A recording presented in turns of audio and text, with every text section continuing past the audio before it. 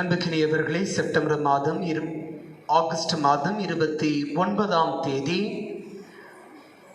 India முழுவதும் இருக்கின்ற அன்னையினுடைய ஆரோக்கிய மாதாவினுடைய பேராலயங்களிலும் திருத்தலங்களிலும் அன்னை மரியாளுடைய பிறப்பு பெருவிழாவை செப்டம்பர் 8ஆம் தேதி பெருத்த மகிழ்வுடன் கொண்டாடிட இன்றைய நாளில் திருக்கொடி திருநிகழ்வுகள் நடைபெறும்.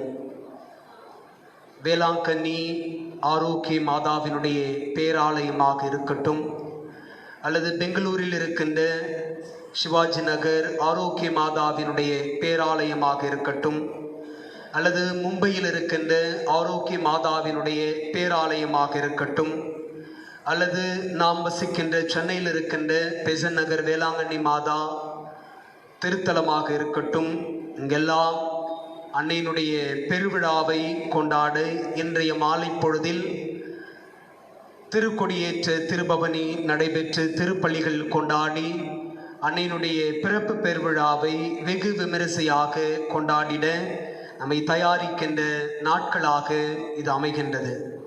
எனவே இந்த நாளில் அன்னை மரியாளோடு சேர்ந்து கடவுளுக்கு நன்றி சொல்லி நம் எல்லாரையும் நம்முடைய குடும்பங்களையும் குறிப்பாக நாம் எதிர்கொண்டிருக்கின்ற இந்த மாபெரும் கொரோனா என்கின்ற நோய் தொற்றையும் அன்னை மரியாளுடைய வல்லமை மிகு பரிந்துரையின் கீழ் வைத்து இந்த திருப்பலியிலே நாம் ஜெபிப்போம். இன்றைய தெய்வீக திருப்பலியை நமக்காக தலைமையேற்று வழிநடத்தி கொண்டாடி ஜெபிக்கவிருக்கின்ற அருட்தந்தை ஜெரோம் அவர்களுக்காகவும், அவருடைய குருத்துவ வாழ்விற்காகவும், அவரை குருத்துவ வாழ்வுக்கு அர்ப்பணம் செய்தவருடைய பெற்றோர்களுக்காகவும், உடன் பிறந்த சகோதர சகோதரிகளுக்காகவும் மன்றாடுவோம். மேலும் தங்களுடைய திருமண வாழ்வில் திருமண நாளை கொண்டாடி கடவுளுக்கு நன்றி திருப்பலியாய் இத்திருப்பலியை ஒப்புக்கொடுத்து ஜெபிக்கின்ற அந்தோனி கர்சிலான், ஏஞ்சல் மேகலா தம்பதியினருக்காகவும், நம்முடைய பள்ளிக்கரணை பங்கில் இருக்கின்ற எல்லா குடும்பங்களுக்காகவும், இன்றைய நாளில் நமக்கு பெரும் உதவி செய்து இந்த நாளை சிறப்பு செய்கின்ற செல்வன் ஜான், பூக்கள் உபயம் செய்த ஆண்டனி ஐவி குடும்பத்தார், திருவாளர் ஆண்டனி, திருமதி ஐவி ஆண்டனி, இன்ஃபண்டா அருண், ஆந்தனி, வினித் இவர்களுக்காகவும், வெடி உபயம் செய்த பங்கு பேரவை துணைத் தலைவர் திருவாளர் ஜெய்சிங் அவர்களுக்காகவும், கோலம் உபயம் செய்த திரு ஜெயபால், யாக்கோபு அன்பிய குடும்பங்களுக்காகவும், பாடகர் குழுவினருக்காகவும் இந்த திருப்பலியிலே நாம் சிறப்பாய் ஜெபித்து மன்றாடுவோம். மேலும் நம்மிடம் அன்னையினுடைய பரிந்துரை வேண்டி ஜெபிக்க மன்றாடிய யாவருக்காகவும் இந்த திருப்பலியிலே நாம் ஜெபிப்போம்.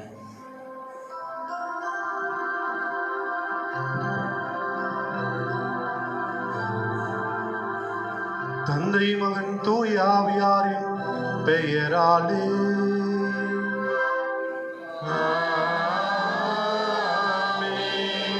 நம் ஆண்டவராகிய இயேசு கிறிஸ்துவின் அருளும் கடவுளின் அன்பும் தூய ஆவியாரின் நட்புறவும் உங்கள் அனைவரோடும் இருப்பதாக.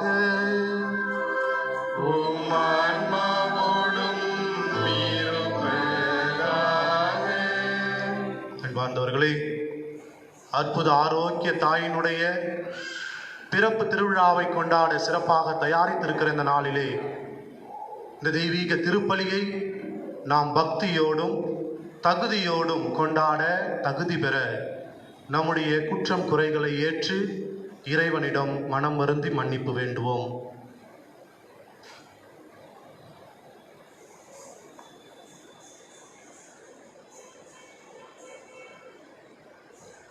எல்லாம் வல்ல இறைவனிடமும் சகோதர சகோதரிகளே, உங்களிடமும் நான் பாவியை கேட்டுக்கொள்கிறேன். ஏனெனில் என் சிந்தனையாலும் சொல்லாலும் செயலாலும் கடமையில் தவறியதாலும் பாவங்கள் பல செய்தேன். என் பாவமே என் பாவமே என் பெரும் பாவமே.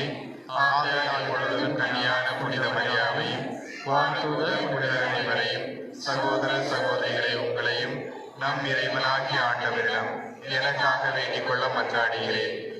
எல்லாம் வல்ல இறைவன் நம் மீது இரக்கம் வைத்து நம் பாவங்களை மன்னித்து நம்மை நிலை வாழ்விற்கு அழைத்துச் செல்வாராக. ஆமென்.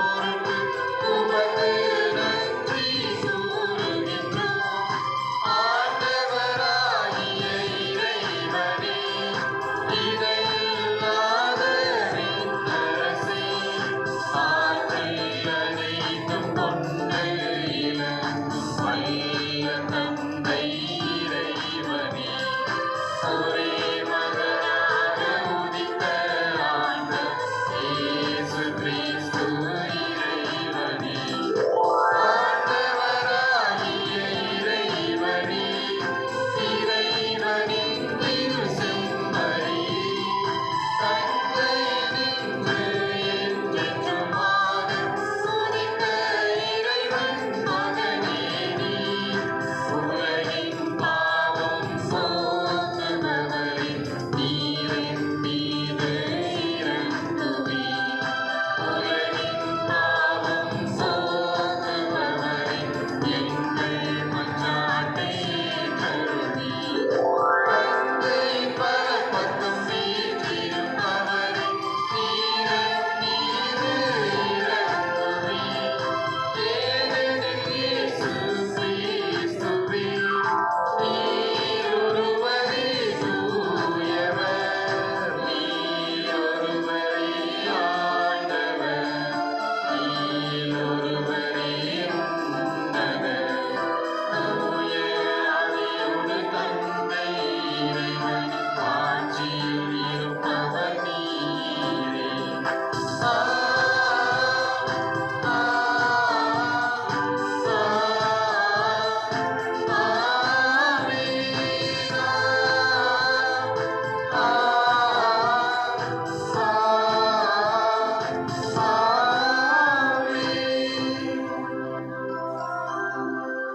மன்றாடுவோமாக.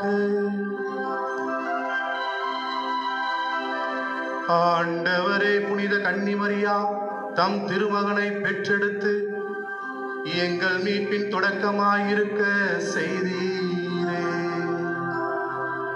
அந்த அன்னையின் பிறப்பு விழாவை தயாரிக்க உமடியார்களாகி எங்களுக்கு விண்ணக அருள் கொடைகளை ஈந்து நாங்கள் அமைதியில் வளர செய்தருள்வீராக.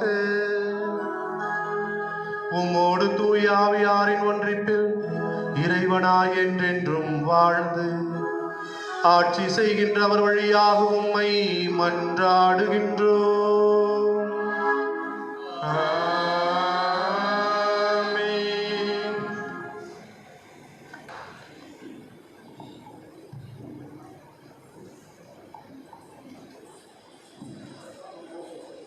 முதல் வாசகம். இஸ்ரேலை ஆளப் போகின்றவர் உன்னிடமிருந்தே தோன்றுவார். இறைவாக்கினர் மீகா நூலிலிருந்து வாசகம். அதிகாரம் 5, இறை வார்த்தைகள் 2 முதல் 5 வரை. ஆண்டவர் கூறுவது: நீயோ எப்ராத்தா எனப்படும் பெத்லகேமே, யூதாவின் குடும்பங்களுள் மிகச் சிறியதாய் இருக்கின்றாய். ஆயினும் இஸ்ரேலை என் சார்பாக ஆளப் போகின்றவர் உன்னிடமிருந்தே தோன்றுவார். அவர் தோன்றும் வரம் வழிமரபோ ஊழி காலமாய் உள்ளதாகும். ஆதலால் வேறுகால வேதனையில் இருப்பவள் பிள்ளை பெறும் வரை அவர் அவர்களை கைவிட்டு விடுவார். அதன் பின்னர் அவருடைய இனத்தாருள் எஞ்சியிருப்போர் இஸ்ரேல் மக்களிடம் திரும்பி வருவார்கள். அவர் வரும்போது ஆண்டவரின் வலிமையோடும் தம் கடவுளாகிய ஆண்டவரது பேரின் மாட்சியோடும் வழங்கி தம் மந்தையை மேய்ப்பார். அவர்களும் அச்சமின்றி வாழ்வார்கள். ஏனெனில் உலகின் இறுதி எல்லைகள் வரை அப்போது அவர் மேன்மை பொருந்தியவராய் விளங்குவார். அவரே அமைதியை அருள்வார். ஆண்டவரின் அருள்வாக்கு. இறைவனுக்கு நன்றி. பதிலுரை பாடல்.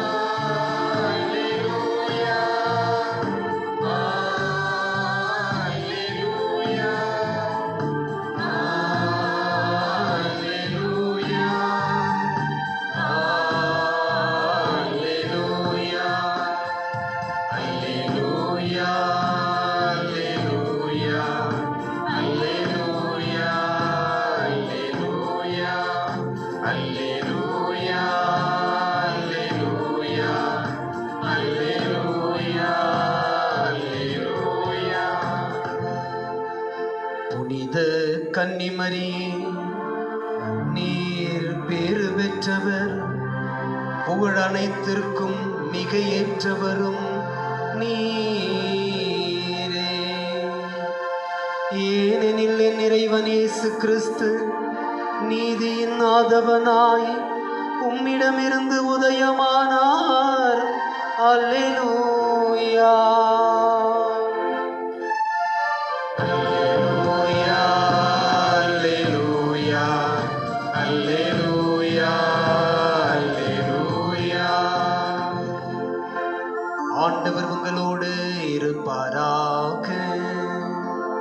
உம் ஆன்மாவோடும் இருப்பாராக. புனித மத்தேயு எழுதிய தூய நற்செய்தியிலிருந்து வாசகம். ஆண்டவரே, மாட்சி உமக்கே. தூய மத்தேயு எழுதிய நற்செய்தி பிரிவு 1 இறைவசனங்கள் 18 23 முடிய. இயேசு கிறிஸ்துவின் பிறப்பையொட்டிய நிகழ்ச்சிகள். அவருடைய தாய் மரியாவுக்கும் யோசேப்புக்கும் திருமண ஒப்பந்தம் செய்யப்பட்டிருந்தது. அவர்கள் கூடி வாழும் முன் மரியா கருவுற்றிருந்தது தெரிய வந்தது. அவர் தூய ஆவியால் கருவுற்றிருந்தார். அவர் கணவர் யோசேப்பு நேர்மையாளர். அவர் மரியாவை இகழ்ச்சிக்கு உள்ளாக்க விரும்பாமல் மறைவாக விலக்கிவிட திட்டமிட்டார். அவர் இவ்வாறு சிந்தித்துக் கொண்டிருந்த போது ஆண்டவரின் தூதர் அவருக்கு கனவில் தோன்றி, யோசேப்பே, தாவீதின் மகனே, உம் மனைவி மரியாவை ஏற்றுக்கொள்ள அஞ்ச வேண்டாம். ஏனெனில் அவர் கருவுற்றிருப்பது தூய ஆவியால் தான். அவர் ஒரு மகனை பெற்றெடுப்பார். அவருக்கு இயேசு என பெயரிடுவீர்.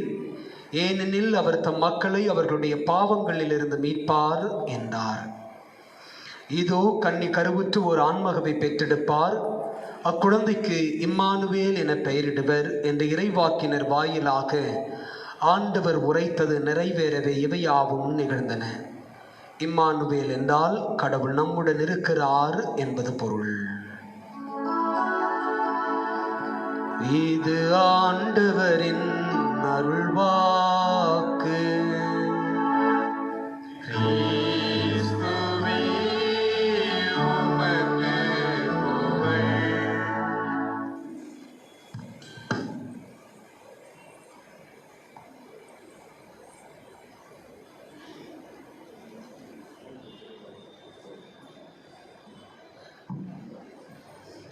இறை இயேசுவில் மிகவும் பிரியமானவர்களே, இன்றைய தினத்தினுடைய மறையுரையை புனித பிலிப் மேரி அவருடைய வார்த்தையிலிருந்து நான் துவங்குகிறேன். Devotion to Blessed Mary, devotion to the Blessed Sacrament are not just the way to purity, but the only way to purity என்று புனித பிலிப் மேரி சொல்கிறார். அதாவது நற்கருணை மீதும் அன்னை மரியாள் மீதும் நாம் வைக்கிற பக்தியும் நம்பிக்கையும் இந்த உலகத்திலேயே நாம் புனித நிலையை அடைய நமக்கு இருக்கிற ஒரே ஒரு வழி என்று புனித பிலிப் மேரி அழகாக சொல்கிறார். அன்பார்ந்தவர்களே, இன்றைய மறையுரையை நான் இந்த ஒரு தலைப்பின் கீழ் உங்களோடு பகிர்ந்து கொள்ள விரும்புகிறேன். அன்னை மரியாள் ஒரு உயிர் உள்ள உடன்படிக்கை பேழை என்ற ஒரு தலைப்பின் கீழே உங்களோடு பகிர்ந்து கொள்ள விரும்புகிறேன். அன்னை மரியாள் ஒரு உயிர் உள்ள உடன்படிக்கை பேழை. அன்னை மரியாளை பற்றி நாம் அதிகமாக கேள்விப்பட்டிருப்போம். அவங்க எப்படி பிறந்தாங்க தெரியுமா? அன்னை மரியாள் எப்படி பிறந்தார்கள் தெரியுமா? என்ன ஃபாதர், அது கூட தெரியாதா? ஹாஸ்பிட்டலில் தான் பிறந்தாங்க அப்படின்னு சொல்லுவீங்க. கண்டிப்பாக ஹாஸ்பிட்டலில் தான் பிறந்தாங்களா? அதை தாண்டி அவருடைய பிறப்பு வரலாறு நமக்கு தெரியுமா? நம்முடைய கத்தோலிக்க திருச்சபையிலே அன்னை மரியாளுடைய பிறப்பு வரலாறு தரப்படவில்லை. ஆனால் இஸ்லாம் மதத்திலே, குரானிலே நம்முடைய அன்னை மரியாளுடைய பிறப்பு வரலாறு தரப்பட்டிருக்கிறது. அன்னை மரியாள் எப்படி பிறந்தார் என்பதை குர்ஆன் அழகாக சொல்கிறது. அன்பார்ந்தவர்களே, இப்படியாக ஒரு நிகழ்வு குர்ஆனிலே இருக்கிறது. ஃபக்குத் அப்படி என்ற ஒரு மனிதர் இருந்தார். ஃபக்குத் என்ற ஒரு மனிதர் இருந்தார். அந்த மனிதருக்கு 2 பெண்மணிகள், 2 பெண் பிள்ளைகள் இருந்தார்கள். இந்த பக்குத் இந்த மனிதருக்கு ஒரே மனக்கவலை. இந்த இஸ்ராயல் வழிமரபிலே தங்களுக்கு ஆண் பிள்ளைகள் இல்லை என்றால் அவர்கள் ஏதோ இழந்ததை போல அவர்கள் கருதுவது வழக்கமாக இருந்தது. எனவே இந்த மனிதருக்கு ஆண் பிள்ளை இல்லையே, 2 பெண் பிள்ளைகள் ஆகிவிட்டார்களே என்ற மனக்கவலை இன்று நமக்கும் அதிகமான மனிதர்களுக்கு இருக்கிற கவலை போல் என்றது. நமக்கு கூட ஆண் பிள்ளைகள் இல்லைன்னா என் வாரிசு இல்லாத போயிடுச்சு அப்படி என்று வருத்தப்படுவது போல அந்த மனிதருக்கும் இந்த வருத்தம் அதிகமாக இருந்தது. ஒரு முறை இந்த வருத்தத்தோடு வாழ்ந்து கொண்டிருந்த மனிதருக்கு ஜிப்ரேல், அதாவது நம்முடைய வார்த்தையிலே சொல்ல போனால் கப்ரியேல் வானதூதர், குர்ஆனினுடைய வார்த்தைகளிலே சொல்ல போனால் ஜிப்ரேல் என்ற ஒரு இறை தூதர் அவருக்கு தோன்றி, கவலைப்படாதே, உன்னுடைய வழிமரபில் இருந்து 2 இறை தூதர்களை நான் உனக்கு தருவேன் என்று சொல்கிறார். 2 இறை தூதர்கள். ஒரே மகிழ்ச்சி. சரி, நமக்கு தான் ஆண் பிள்ளைகள் இல்லது, நமது வழிமரபிலே 2 இறை தூதர்களா என்று ஒரே மகிழ்ச்சியில் இருந்தார். அதன் பிறகாக அந்த 2 பெண் பிள்ளைகளுக்கும் திருமணம் செய்து வைக்கலாம் என்று சொன்னார். அந்த முதல் பெண் பிள்ளையுடைய பெயர் அன்னா. இது குர்ஆனிலே முழுமையாக தரப்படுகிறது. அந்த முதல் பெண்மணியுடைய பெயர் என்ன? அன்னா. 2வது பெண்ணுடைய பெயர் இஸ்பா என்று 2 பெண் பிள்ளைகள். இந்த அண்ணாவிற்கு இம்ரான் என்ற ஒரு மனிதரை திருமணம் செய்து வைக்கிறார். 2வதா பார்க்கிறோம், இந்த இஸ்பா என்ற அந்த பெண்மணிக்கு சகாரியா என்ற ஒரு மனிதரை திருமணம் செய்து வைக்கிறார். இம்ரான்னா யார்? அப்ப இம்ரான்னா யாரு? அண்ணாவுடைய கணவர் யார்? சுவக்கிம். அண்ணாவுடைய கணவர் சுவக்கிம். சுவக்கிம் தான் நம்மளுடைய குர்ஆனிலே இம்ரான் என்ற பெயரிலே அழைக்கப்படுகிற ஒரு மனிதர். இங்கு இஸ்பா என்பவர் யார்? எலிசபெத்து. இஸ்பா என்பது எலிசபெத்து. அன்பார்ந்தவர்களே, அப்படி என்றால் அண்ணாவும் எலிசபெத்தும், உங்ககிட்ட போய் நான் சொல்லுகிறேன் பாரு, நான் எங்கன்னா போய் அடிச்சிக்கணும், யாரு? சகோதரிகள். இருவரும் சகோதரிகள். அன்பார்ந்தவர்களே, இப்படி திருமணம் செய்து வைத்த சில நாட்களிலே, ஐயோ பாவம், அண்ணாவினுடைய கணவர் சுவக்கின் இறந்து விடுகிறார். குழந்தை பாக்கியம் இல்லாமலே இறந்து விடுகிறார். என்ன சோதனை! 2 பையனை தரன்னு சொன்னாரு, ஒரு பொண்ணுக்கு கணவர் இறந்து விட்டார். இந்த அண்ணா என்ன செய்தார் என்றால், தன்னுடைய சொந்த நாட்டிலே, அதாவது யூதேயாவிலே வாழ முடியாத சூழலிலே அங்கிருந்து நாசரேத்திற்கு சென்று வாழ துவங்குகிறார். நம்ம சும்மா சொல்ல முடியாது. இப்படியாக கணவனை இழந்து பிள்ளைகளை இல்லாத பெண்மணிகளை நம்முடைய சமூகம் எப்படி தூற்றும் என்பது நமக்கு தெரிந்தது. எப்படி தூற்றுவார்கள், என்னென்ன வார்த்தைகள் எல்லாம் சொல்வார்கள். குழந்தையும் இல்லை, வீட்டுக்காரனும் இல்லை, என்ன அதுக்கு தான் நீ எல்லாம் உயிர் வாழ்றியோ என்று மக்கள் அவரை தூற்ற ஆரம்பித்தார்கள். கவலைகளோடு கண்ணீரோடு தினம் தினம் கடவுளை நோக்கி ஜெபித்துக் கொண்டிருந்தார் அண்ணா. ஒரு நாள் காலையிலே தன்னுடைய வீட்டிற்கு வெளியே இருக்கிற அந்த திண்ணையிலே அமர்ந்து கொண்டு அப்படியே பார்த்துட்டு இருக்கிறாங்க. வானத்தையும் இயற்கையையும் பார்த்து கொண்டிருக்கிற பொழுது அந்த தாயினுடைய வீட்டின் அருகிலே இருக்கிற அந்த மரத்திலே ஒரு சின்ன குருவி கூடு கட்டி தன்னுடைய குஞ்சுகளுக்கு இறை தந்து கொண்டிருக்கிறது, சாப்பாடு தந்து கொண்டிருக்கிறது. அதை பார்க்கிறார் அண்ணா. ஐயோ கடவுளே, இந்த பறவைகளுக்கும் இயற்கைக்கும் கூட நீ பிள்ளை பேறு தந்திருக்கிறாயே, எனக்கு ஒரு பிள்ளை தரவில்லையே என்று மிகவும் வருத்தத்தோடு கடவுளிடம் ஜெபித்துக் கொண்டிருக்கிறார். அப்பொழுது மீண்டுமாக கப்ரியேல் வானதூதர் தோன்றுகிறார். கப்ரியேல் வானதூதர் தோன்றி அண்ணாவை பார்த்து, கவலைப்படாதே, கவலைப்படாதே, உனக்கு நான் ஒரு பெண் பிள்ளையை தருவேன், அவருக்கு நீ மரியம் என்று பெயரிடுவாய் என்று சொன்னார். மரியம் என்றால் நாம் இன்று அனைவரும் அழைக்கிற அன்னை மரியாள். மரியம் என்று அவருக்கு பெயர் பெறுவாய் என்று கபிரியேல் வானதூதர் சொல்கிறார். அன்பார்ந்தவர்களே, இந்த அன்னை எப்படி பிறந்தவர்? ஆணினுடைய துணையின்றி தூய ஆவியால் கடவுளுக்காக கடவுளால் உருவாக்கப்படுகின்றார். இதுதான் அன்னை மரியாளுடைய பிறப்பின் சிறப்பு. அவருக்கு சொல்கிறார், இந்த பெண்ணின் வழியாக நான் இந்த உலகிற்கு மீட்பரை தருவேன், இன்னும் ஒரு இறை தூதனை தருவேன் என்று கபிரியேல் வானதூதர் அன்னை மரியாளுக்கு, அன்னை மரியாளுடைய தாய் அன்னாவிற்கு வாக்கு தருகின்றார்.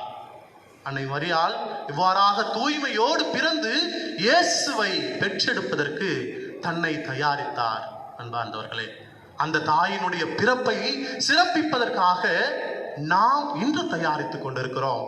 இந்த வேளையிலே இந்த அன்னை மரியாள் எப்படி ஒரு பரிசுத்த பேழையாக மாறினார், எப்படி பரிசுத்த பேழையாக வாழ்ந்தார் என்று நாம் இன்று சிந்திக்க இருக்கின்றோம்.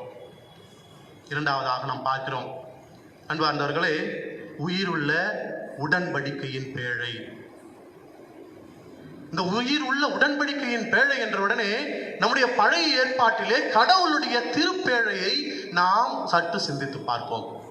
கடவுளுடைய திருப்பேழையிலே என்னென்ன இருந்தது? இஸ்ராயல் மக்கள் வைத்திருந்த அந்த பேழையிலே என்னென்ன பொருட்கள் இருந்தது சொல்லுங்க பார்க்கலாம். ஃபர்ஸ்ட், ஆரோனுடைய கோல் இருந்தது.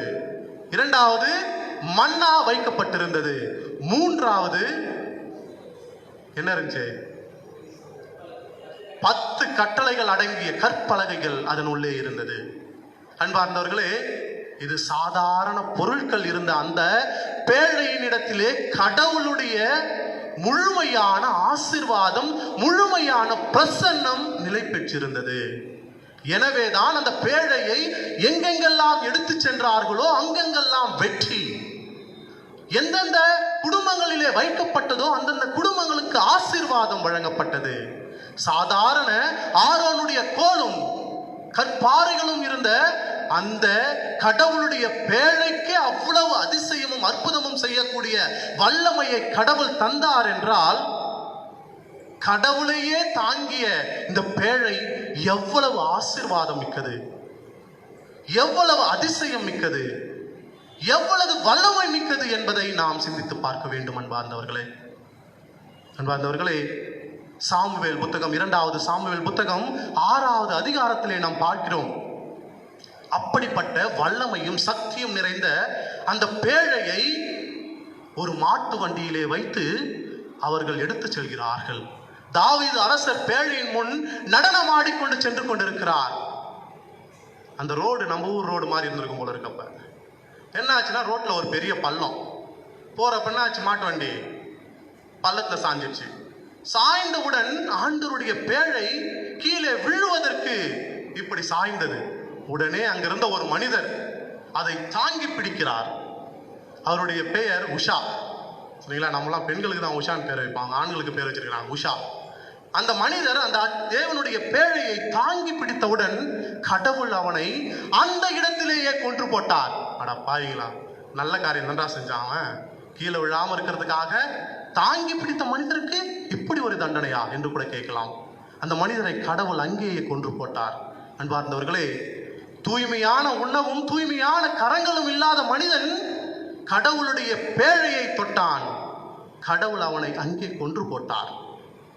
கடவுளுடைய பேழையாக இருப்பதற்கு நாம் புனிதமானவர்களாக இருக்க வேண்டும். அதை தொடுவதற்கே புனிதமானவர்களாக இருக்க வேண்டும் என்றால் அந்த பேழையை தாங்கி அன்னை மரியாள் எவ்வளவு புனிதமாக இருக்க வேண்டும். அந்த அளவிற்கு கடவுள் அவரை புனிதமாக மாற்றினார், புனிதமாக வைத்திருந்தார் என்பதுதான் உண்மை. அந்த பேழையை தாங்கி அந்த உஷா என்ற மனிதனுடைய உடனடியாக அந்த இடத்திலே இறந்து போகிறார். இதை பார்த்த தாவீது அரசருக்கு கை கால்லாம் நடுங்கி போகுது. அப்படி அட்டா பாவீங்களா, இவ்வளவு புனிதமான ஒரு பேழையை நான் வைத்துக் கொண்டிருக்கிறேனே, இதனுடைய வல்லமை தெரியாமல் பாவியாகிய நான் இந்த ஆண்டவரை தாங்கி பிடித்துக் கொண்டிருக்கிறேனே என்று கை கால்லாம் அப்படி ஆடி நடுங்கி போய் விடுகிறார் தாவீது அரசர். அன்பார்ந்தவர்களே, அன்றிலிருந்து தாவீது அரசர் அந்த பேழைக்கு ஆலயம் கட்ட வேண்டும், கடவுளை இன்னும் போற்றி புகழ வேண்டும் என்று மிகவும் உயர்த்தி பிடித்துக் கொண்டிருக்கிறார். இன்னைக்கு நம்ம எத்தனை பேர் அந்த பேழையை, புனிதமான ஒரு அர்ச்சிக்கப்பட்ட ஒரு பேழையை எவ்வளவு கேவலமா பேசுறோம். அன்பார்ந்தவர்களே, உண்மையாகவே சொல்கிறேன், இந்த முஸ்லிம் மக்கள், இஸ்லாமிய மக்கள் அன்னை மரியாளை தெய்வமாக வழிபடுகிறார்கள். ஆனால் இன்னைக்கு நம்ம கிட்ட இருந்து பிரிஞ்சு போனவர்கள், நம்மளுடைய பிரிவினை சகோதரர்கள் என்னென்னலாம் சொல்றாங்க மாதாவை பத்தி, முட்டை ஓடு, சாக்லேட் கவரு என்று கேவலமாக பேசிக் கொண்டிருக்கிறார்கள். அந்த அன்னையினுடைய மகிமையை தெரியாதவர்களால் தான் இப்படியெல்லாம் பேச முடியும், இப்படியெல்லாம் சொல்ல முடியும். அன்னையை புனிதமாக்கி, தெய்வீக புனிதமாக்கி, ஆசீர்வாதம் மிக்கவர்களாக, அதிசயம் செய்யக்கூடியவர்களாக கடவுள் உருவாக்கி இருக்கிறார். அவருடைய மகிமையை அவரிடமிருந்து பெற்றுக்கொண்ட நம்மிடம் இருந்து பிரிந்து சென்ற சகோதரர்களுக்கு தெரியவில்லை. வெட்கமாக இருக்கிறது அன்பார்ந்தவர்களே. இப்படிப்பட்ட இந்த சூழ்நிலையில் தான் நாம் அன்னையை உயிர் உள்ள பேழையாக சிந்தித்துக் கொண்டிருக்கிறோம். நம்ம கேட்கலாம், என்னங்க ஃபாதர் இவ்வளோ அசைப்பட்டுறாங்க, அவங்களெல்லாம் யாரும் ஒண்ணுமே பண்ண மாட்டாங்களே, கடவுள் அவர்களை தண்டிக்க மாட்டிருக்கிறாரே என்று கூட நாம் கேட்கலாம். என்ன ஒரு அற்புதம் என்றால், இந்த அன்னை நமக்கு மட்டும் அன்னையாக இல்லை, நமக்கு மட்டும் தாயாக இல்லை, அவர்களுக்காகவும் தினம் தினம் கடவுளிடம் பரிந்து பேசிக் கொண்டிருக்கிறார். எனவேதான் அந்த பிள்ளைகளுக்கும் ஆசீர்வாதம் கிடைக்க வேண்டும், அந்த பிள்ளைகளுக்கும் என்னுடைய மகன் வழியாக அவர்களுக்கு அருளும் ஆசீரும் கிடைத்து அவர்களும் மீட்பு பெற வேண்டும் என்று அன்னை மரியாள் அவர்களுக்காக ஜெபித்துக் கொண்டிருக்கிறார், பரிந்து பேசிக் கொண்டிருக்கிறார். எனவேதான் அவர்களும் ஆசீர்வாதம் மிக்க பிள்ளைகளாக என்று வாழ்ந்து கொண்டிருக்கிறார்கள். அன்பார்ந்தவர்களே, நாம் பார்க்கிறோம், இணை சட்டம் 19வது அதிகாரம் 16வது இறை வார்த்தையிலே நாம் பார்க்கிறோம், இந்த இஸ்ராயல் மக்கள் தங்களுடைய திருவிழாவிற்கு எருசலேம் செல்கிற பொழுது தங்களை புனிதப்படுத்திக் கொண்டு செல்வார்களாம். அவர்கள் செல்கின்ற வழியிலே கல்லறைகள் இருக்குமாம். அந்த கல்லறைகளை தொட்டுவிட்டால் தாங்கள் தீட்டுப்பட்டு விட்டவர்களாக மாறி 7 நாட்கள் தங்களை மீண்டுமாக புனிதப்படுத்த வேண்டுமாம். அப்படி தங்களை புனிதப்படுத்திக் கொண்டு வாழ்ந்து கொண்டிருந்த அந்த மக்களுடைய சமூகத்திலே வாழ்ந்த ஒரு பெண்மணி இன்று இவ்வளவு அற்புதங்களையும் அதிசயங்களையும் அற்புதமான ஆசீர்வாதத்தையும் மிக்க இறைவனுடைய பேழையாக மாறி இருக்கிறார். இன்று நமக்கு தாயாக இருக்கிறார் என்றால் நாம் நிச்சயமாக பெருமைப்பட வேண்டும், சந்தோஷப்பட வேண்டும்.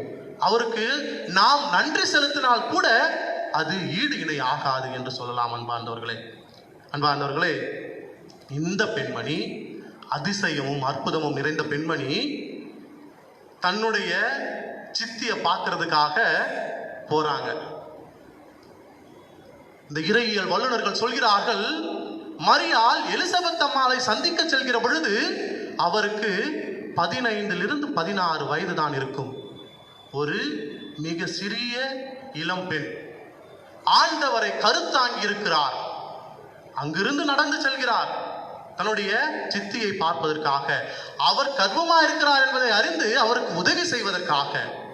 இந்த உதவி செய்கின்ற மனநிலை அன்னையிடமிருந்து நாம் கற்றுக்கொள்ளக்கூடிய ஒரு பண்பாக இருக்கிறது. அந்த தாயை சந்திக்க செல்கிறார். அந்த தாயை சென்று சந்திக்கவில்லை, போய் சென்று நம்மளான சொல்லுவோம், யாருன்னா பெரியவங்க வந்தா சோத்திரம் அப்படின்னு சொல்லுவோம். இன்னைக்கு எத்தனை பிள்ளைங்கிட்ட நீங்க சோத்திரம் சொல்லுங்கம்மா, என்ன சொல்றாங்க, அவங்களுக்கு ஆத்திரமா வரும். சோத்திரம் சொல்ல சொன்னா ஆத்திரமா வரும் சோத்திரம் என்று. அன்பார்ந்தவர்களே, ஆனால் தான் இன்னைக்கு எல்லாரையும் பிள்ளைகள் என்று சொல்வதில்லை. எப்படி சொல்றாங்க? புள்ளிங்கோ புள்ளிங்கோ. ஏன்னா சோத்திரம் சொல்ல சொன்னா ஆத்திரம் வருதுல்ல, அப்புறம் எப்படி அதுங்களை பிள்ளைங்கன்னு சொல்ல முடியும்? அது புள்ளிங்கோ என்று சொல்கிறார்கள். அன்பார்ந்தவர்களே, அன்னை மரியாள் தன்னுடைய சித்தியை சந்திக்கிறார். சென்று சந்தித்து உங்களுக்கு சமாதானம் உரித்தாக, அமைதி உரித்தாக என்று வாழ்த்துகிறார். வாழ்த்திய அந்த நொடியிலே நாம் பார்க்கிறோம், எலிசபெத் அன்னை மரியாளை பார்த்து சொல்கிறார், என்னுடைய கடவுளின் தாய் என்னிடம் வர நான் தகுதி பெற்றது எப்படி? தெரியுமா, தெரியாதா? இவங்க கர்ப்பமா இருக்கிறாங்களா, கடவுளுடைய தாயாக மாறப்போகிறார்களா என்று அறிந்திருந்தார்களா இல்லையா என்று தெரியவில்லை. அன்னை மரியாள் சொன்ன ஒரு வார்த்தை, சோத்திரம், என்று சொன்ன உடனேயே எலிசபெத் அம்மாள், ஆண்டவருடைய தாய் என்னிடம் வர நான் தகுதி பெற்றது எப்படி என்று தன்னுடைய தகுதியின்மையை எடுத்துரைக்கிறார். மரியா போய் பீத்திக்கல, வேற சித்தே நான் கடவுளுக்கு அம்மாவா போறேன், நான் உங்க வீட்டுக்கு வந்துக்கிறேன், எனக்கு பிரியாணி செஞ்சு போடணும், கறி செஞ்சு போடணும், பயங்கரமா எனக்கு கவனிக்கணும் அப்படின்னு சொல்லிட்டு நம்ம பிள்ளைகள்கிட்ட ஒரு வேலை சொன்னா என்ன சொல்லுவாங்க? நீ எல்லாம் என்னத்துக்கு எனக்கு அப்பாவா இருக்கிற அம்மாவா இருக்கிற, வேலை செய்ய என்று சொல்கிறார்கள் இல்லையா? அது போல அல்ல, நான் ஆசீர்வாதம் மிக்கவள், எனக்கு கடவுள் ஆசீர்வாதம் நிறைவாக இருக்கிறது என்று தன்னை பீத்திக் கொள்ளவில்லை, தன்னை பெருமையாக பேசிக்கொள்ளவில்லை, தாழ் பணிந்தார். உங்களுக்கு உதவி செய்ய நான் வந்திருக்கிறேன் என்று உதவி புரியக்கூடிய மனநிலையை எடுத்து கூறுகிறார். எனவேதான் எலிசபெத்து ஆண்டவருடைய தாயினிடம் வர நான் தகுதி பெற்றவள் எப்படி என்று சொல்கிறார். அன்பார்ந்தவர்களை இந்த நேரத்தில் பார்க்க வேண்டும். தாவீது அரசர் பேழையின் முன் எப்படி நடனமாடினார்? எப்படி நடனமாடினார்? நிர்வாணமாக நடனமாடினார். ஆடைகள் எல்லாம் கலைந்து விழுந்தன. தெரியல அவருக்கு. ஆண்டவரை போற்றி புகழ்ந்தார். இங்கு புதிய ஒரு இறைவாக்கினர் வருகிறார். அவரும் அப்படி நடனம் ஆடுகிறார். எலிசபெத் தாயினுடைய வயிற்றிலே திருமுழுக்கு யோவான் உள்ளே நிர்வாணமாக ஆண்டவருடைய தாய் என்னிடம் வந்தது எப்படி என்று அவருடைய தாய் சொன்னவுடனே வயிற்றினிலே இந்த புனிதர் நடனம் ஆடுகிறார் திருப்பேழையின் முன்னால். அதிசயம். அன்பார்ந்தவர்களே, இப்படிப்பட்ட பேழையை தாயாக கொண்டிருக்கிற நாம் அவருடைய வலிமையை வல்லமையை என்றாவது முழுமையாக அறிந்திருக்கிறோமா? சக்தி நிறைந்தவர், நமக்கு அனைத்தையும் தரவல்லவர். அந்த தாயை நாம் என்னைக்காவது நம்முடைய தாழ்ந்த நிலையோடு சென்று அவரை அணுகியிருக்கிறோமா? சிந்தித்து பாருங்கள். அன்பார்ந்தவர்களே, இன்று இருக்கிற பிரிவினை சகோதரர்கள் எல்லாம் சொல்லிக் கொள்கிறார்கள், நாங்கள் எல்லாம் ரட்சிக்கப்பட்டவர்கள், கடவுள் எங்களை ரட்சித்து விட்டார். இங்கேயே யாரும் ரட்சிக்கப்படவில்லை. நீங்கள் இறந்து மோட்சம் செல்கிற பொழுது கடவுள் சொல்வார், என்னுடைய பிள்ளைகளே என்னுடைய வலப்பக்கம் வாருங்கள், ரட்சிக்கப்பட்டவர்கள் என்னுடைய வலப்பக்கம் வாருங்கள் என்று அப்பொழுது சொல்லுவார். அப்பொழுது நீங்கள் ரட்சிக்கப்படுகிறீர்கள். இங்க இல்ல, நாங்களாம் ரட்சிக்கப்பட்டோம், நாங்களாம் கடவுளுடைய பிள்ளையா மாறிட்டோம், இவ்வளவு பெரிய பேழையே நான் ஒன்றுமில்லை என்று தன்னுடைய சொந்த சித்தியின் முன்னால் அணிந்திருக்கிறார். நமக்கு என்ன ஒரு பெருமை? ஒன்றுமே இல்லை, நாங்கள் எல்லாம் ரட்சிக்கப்பட்டு விட்டோம், நீங்கள் எல்லாம் ரட்சிக்கப்பட வேண்டுமா? வாங்கள் எங்களிடம் வாருங்கள். போயும் ஒன்றுமில்லாத முட்டை ஓடிடமும் சாக்லேட் கவரிடமும் போய் கொண்டிருக்கிறீர்களே என்று சொல்கிறார்கள். அன்பார்ந்தவர்களே, அன்னை முட்டை ஓடு அல்ல, சாக்லேட் கவர் அல்ல, அன்னை புனிதமான பேழை, கடவுளை தாங்கிய பேழை, வெறும் கற்பாறைகளையும் கோலையும் கொண்டிருந்த ஒரு பேழை அல்ல. அதற்கே அவ்வளவு வல்லமை சக்தி இருந்தது என்றால் கடவுளையே கொண்டிருந்தால் தன்னுடைய பேழையை, அந்த வல்லமை சக்தி எவ்வளவு இருந்திருக்கும்? அன்பார்ந்தவர்களை சிந்தித்து பாருங்கள். அந்த தாயை நாம் தாயாக கொண்டிருக்கிறோம். அன்பார்ந்தவர்களே, இப்படியாக நம்முடைய வாழ்க்கை அன்னையை நோக்கி சென்று கொண்டிருக்கிறது. அடுத்ததாக நாம் பார்க்கிறோம், இப்படிப்பட்ட அன்னையை கொண்டிருக்கிற நாம் அவருடைய பாதையை நமக்கு மேற்கோள் காட்டி அவரிடம் செல்வதற்கு நாம் நம்மை தயாரிக்க வேண்டும். அதுதான் அந்த அன்னையின் உண்மையான பேழைக்கு நாம் தருகிற மரியாதையாக இருக்கிறது, அவருக்கு செலுத்தக்கூடிய வணக்கமாக இருக்கிறது என்பதை நாம் உணர்ந்து கொள்ள வேண்டும். நாம் எப்படிப்பட்ட மரியாதையை அன்னை மரியாளுக்கு நாம் வழங்க வேண்டும் என்றால், இன்னைக்கெல்லாம் உலகம் பாவத்தை நோக்கி சென்று கொண்டிருக்கிறது. நம்முடைய பிள்ளைகள் எல்லாம் பாவத்தை பார்த்து வளர்ந்து கொண்டிருக்கிறார்கள். எங்கு பார்த்தாலும் பாவம், வக்கனை, அதை பார்த்து நம்முடைய பிள்ளைகள் வளர்ந்து கொண்டிருக்கிறார்கள் இன்னைக்கு. அந்த சூழ்நிலையிலே அன்னையினுடைய படிப்பினைகள் நமக்கு வழிகாட்டியாக இருக்கிறது. அதை நாம் வாழ்வாக்குகிற பொழுது நிச்சயமாக அன்னையினுடைய உண்மையான பிள்ளைகளாக நாம் வாழ முடியும் என்பதை அன்னை மரியாள் நமக்கு இன்று எடுத்து சொல்கிறார். அன்பார்ந்தவர்களை பார்க்கிறோம், எப்படி அன்னை மரியாள் நமக்கு எடுத்துக்காட்டாக இருக்க முடியும், அவருடைய வாழ்க்கை நமக்கு முன்மாதிரியாக இருக்க முடியும் என்றால், புனித மான்ஃபோர்ட், புனித தொன் போஸ்கோ போன்றவர்கள் சொல்கிறார்கள், அன்னை மரியாளை போல ஒரு எடுத்துக்காட்டு இந்த உலகத்திலேயே இல்லை என்று சொல்கிறார்கள். அன்னை மரியாளை போல ஒரு முன்மாதிரியான ஒரு வாழ்க்கை, ஒரு எடுத்துக்காட்டான அந்த மனித தன்மை இந்த உலகத்திலே இல்லை. அவரை பின்பற்றுங்கள், கடவுளை உரிமையாக்கிக் கொள்வீர்கள் என்று புனித டோன் போஸ்கோவும் புனித மான்ஃபோர்ட்டும் நமக்கு எடுத்து சொல்கிறார்கள். அன்பார்ந்தவர்களே, 1 சாமுவேல் புத்தகம் 15வது அதிகாரம் 22வது இறை வார்த்தையிலே நாம் பார்க்கிறோம். நம் கடவுள் நமக்கு சொல்கிறார், கீழ்ப்படிதல் என்ற ஒரு நல்ல பண்பை நம்முடைய வாழ்க்கையிலே கொள்ள வேண்டும். அதற்கு அன்னை மரியாளுடைய வாழ்வை நாம் முன் உதாரணமாக எடுத்துக்கொள்ள வேண்டும் என்று சொல்கிறார். என்ன சொல்கிறார் என்றால், பலியை அல்ல, நான் உங்கள் பலியை அல்ல, கீழ்ப்படிதலை விரும்புகிறேன் என்று 1 சாமுவேல் 15ஆம் அதிகாரம் 22வது இறை வார்த்தை நமக்கு தெளிவாக சொல்கிறது. அன்பார்ந்தவர்களே, இதே நெகேமியா புத்தகம் 8ஆம் அதிகாரம் 10வது இறை வார்த்தையிலே நாம் வாசிக்கிறோம். இறை வார்த்தை வல்லமையானது. அந்த வல்லமையான வார்த்தைக்கு நாம் செவி கொடுக்கிற பொழுது நிச்சயமாக புனிதர்களாக மாற முடியும். அன்னை மரியாள் இறைவனுடைய வார்த்தைக்கு செவி கொடுத்தார். செவி கொடுத்ததால் இன்று புனித பேழையாக, நமக்கு உதாரணமாக, நமக்கு முன்னோடியாக இருக்கிறார். நாம் இறை வார்த்தைக்கு செவி கொடுக்க முற்படுகின்றோமா? அன்பார்ந்தவர்களே, அனைவரும் இணைந்து மீண்டும் ஒரு முறை அன்னை மரியாளுக்கு மரியே வாழ்க என்று சொல்வோமா? மரியே வாழ்க, மரியே வாழ்க, மரியே வாழ்க. அன்பார்ந்தவர்களே, ஓசேயா புத்தகம் 6வது அதிகாரம் 6வது இறை வார்த்தையிலே நாம் பார்க்கிறோம், பலியை அல்ல, கடவுளுடைய அறிவை நான் விரும்புகிறேன் என்று இறை வார்த்தை சொல்கிறது. மீண்டுமாக, பலியை அல்ல. நாம் பல்வேறு திருவிழாக்களை நடத்தலாம், கோடிக்கணக்கிலே செலவு செய்து இறைவனை மகிமைப்படுத்துகிறோம் என்று ஆடம்பரம் செய்யலாம். அதெல்லாம் எனக்கு தேவையில்லை. இரக்கத்தையே நான் விரும்புகிறேன், கீழ்ப்படிதலையே நான் விரும்புகிறேன் என்று கடவுள் நமக்கு அன்னை மரியாளை முன்னிறுத்தி நமக்கு எடுத்துக்காட்டாக இன்று வாழ வழிவகை செய்கின்றார். அன்பார்ந்தவர்களே, அடுத்ததாக பார்க்கிறோம், தாழ்ச்சி என்ற ஒரு மனநிலை அன்னை மரியாளிடமிருந்து நாம் கற்றுக்கொள்ளக்கூடியது. அன்பார்ந்தவர்களே, இவ்வாறாக ஒரு வார்த்தைகள் இருக்கிறது. Humility is the rare virtue. The moment you think you have it, you lost it. அதாவது, இந்த தாழ்ச்சி என்ற ஒரு மனப்பான்மையை நாம் எப்பொழுது எனக்குள் இருக்குது என்று நான் நினைக்கிறேனோ அப்பொழுதே நான் அதை இழந்து விடுகிறேன் என்று சொல்கிறார்கள். எப்பொழுது தாழ்ச்சி என்ற மனநிலை என்னிடம் இருக்கிறது என்று நான் கருதுகிறேனோ அப்பொழுதே அதை நான் இழந்து விடுகிறேன் என்று சொல்கிறது. தாழ்ச்சி என்பதை வார்த்தையில் சொல்லக்கூடியதல்ல, வாழ்வில் சொல்லக்கூடியது என்பதை இந்த வார்த்தைகள் நமக்கு எடுத்து கூறுகிறது. அன்னை மரியாள் தன்னை தாழ்ச்சியானவள் என்று வார்த்தையில் எடுத்து கூறவில்லை, தன்னுடைய வாழ்வில் வாழ்ந்து காட்டி நமக்கு எடுத்துக்காட்டாக இருந்தார். எனவே அந்த பண்பை நாம் அன்னை மரியாளிடமிருந்து கற்றுக்கொள்ளக்கூடியதாக இருக்கிறது. 3வதாக பார்க்கிறோம், நம்பிக்கை.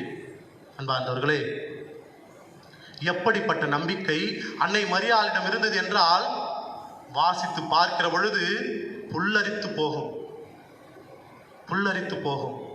சூசையப்பர் கூட மறைவாக விலக்கிவிட நினைத்த அன்னை மரியாளை கடவுள் மீது கொண்ட நம்பிக்கையால் 15 வயதிலே கணவனை அறியாமல் கர்ப்பம் தாங்கிய நிலையிலே கடவுள் மீது மட்டும் நம்பிக்கை கொண்டு வாழ்ந்தவர் அன்னை மரியாள். அப்படிப்பட்ட நம்பிக்கை நம்முடைய வாழ்க்கையிலே நாம் பெற்றுக்கொள்ள வேண்டும் என்றால் அன்னை மரியாளை உதாரணமாக நாம் எடுத்துக்கொள்ள வேண்டும். அப்பொழுதுதான் நாம் கடவுள் மீது இறுக்கமான நம்பிக்கை உடையவர்களாக வாழ முடியும். அப்படி நம்பிக்கையோடு வாழ்கிறவர்கள் எப்படிப்பட்ட வாழ்வை பெற்றுக்கொள்வார்கள் என்றால், 1 பேதுரு 5ஆம் அதிகாரம் 5வது இறை வார்த்தையிலே நாம் பார்க்கிறோம், பெரியவரை நீ மதித்து நட, முதியவரை மரியாதை கொடுத்து நட, வழி நடந்தவருக்கு கீழ்ப்படிந்து ஆம் என்று பதில் சொல், அப்பொழுது உரிய காலத்தில் கடவுள் உன்னை உயர்த்துவார் என்று சொல்கிறது. அன்பார்ந்தவர்களே, நாம் அன்னை மரியாளிடம் இருந்த நம்பிக்கை வேண்டும் என்றால் நாம் நம்மை மற்றவர்களுக்கு தாழ்ந்தவர்களாக, மற்றவர்களுக்கு மதிப்பு தரக்கூடிய மக்களாக நாம் மாற்றிக்கொள்ள வேண்டும். அவ்வாறு மாற்றிக்கொள்கிற பொழுது நிச்சயமாக கடவுள் மீது நம்பிக்கை கொண்டவர்களாக இருக்க முடியும். யார் ஒருவர் நம்பிக்கையோடு தன்னை தாழ்த்தி கொண்டு வாழ்கிறார்களோ அவர்கள்தான் கடவுள் மீது நம்பிக்கை கொண்டவர்களாக வாழ முடியும் என்பது நமக்கு உறுதியாக சொல்லப்படுகிற ஒன்றாக இருக்கிறது. அன்பார்ந்தவர்களே, அன்னை மரியாள் இப்படியாக நமக்கு பல்வேறு விதங்களிலே எடுத்துக்காட்டாக இருந்து கொண்டிருக்கிறார். நீதிமொழிகள் புத்தகம் 3ஆம் அதிகாரம் 1வது 2வது இறை வார்த்தைகள் சொல்கிறது, கடவுளின் கட்டளையை நம்பினால் நீ நீண்ட ஆயுள் பெறுவாய். அன்னை மரியாள் கடவுளுடைய கட்டளையை நம்பினார். கடவுள் சொன்ன ஒரே வார்த்தை, உம்முடைய சொற்படி எனக்கு நிகழட்டும், நான் உங்களுடைய அடிமை என்று சொன்ன அந்த ஒரு வார்த்தை அவரை நீண்ட ஆயுளுக்கு 2000 ஆண்டுகள் முடிந்த பின்பு கூட இன்று நம்மை நமக்கு தாயாக உதாரணமாக வாழக்கூடிய சக்தியை அன்னை மரியாளுக்கு தந்தது என்றால் அது கடவுள் மீது கொண்ட நம்பிக்கை. நாமும் கூட கடவுள் மீது நம்பிக்கை கொண்டோம் என்றால் இறந்த பிறகு கூட நீடிய ஆயுளை பெற்றுக்கொள்வோம் என்று நீதிமொழிகள் புத்தகம் நமக்கு எடுத்து காட்டுகிறது, தெளிவாக சொல்லுகிறது.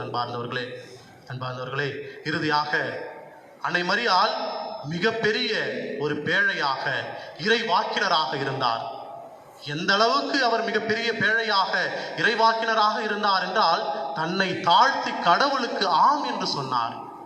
நான் கடவுளுடைய ஆசீர்வாதம் பெற்ற பேழை என்பதை பெருமையாக பேசிக்கொள்ளாமல், கடவுள் என்னை ஆசீர்வதித்திருக்கிறார், கடவுள் எனக்கு வாழ்க்கை தந்திருக்கிறார், கடவுளை தாங்குவதற்கு தகுதியானவர் என்று என்னை தேர்ந்து கொண்டிருக்கிறார், எனவே அந்த கடவுளுக்கு மகிமை சேர்ப்பவர்களாக நான் வாழ வேண்டும் என்று சொல்லி தன்னை தெய்வமாக ஒரு நாளும் அன்னை மரியாள் நமக்கு சொன்னதே இல்லை. விவிலியத்திலே நாம் பார்க்கலாம், பல்வேறு மனிதர்கள் தங்களை பீத்திக் கொள்வார்கள். விவிலியத்திலே எந்த ஒரு இறை தூதரும் மனிதருக்கு வணக்கம் சொன்னதில்லை.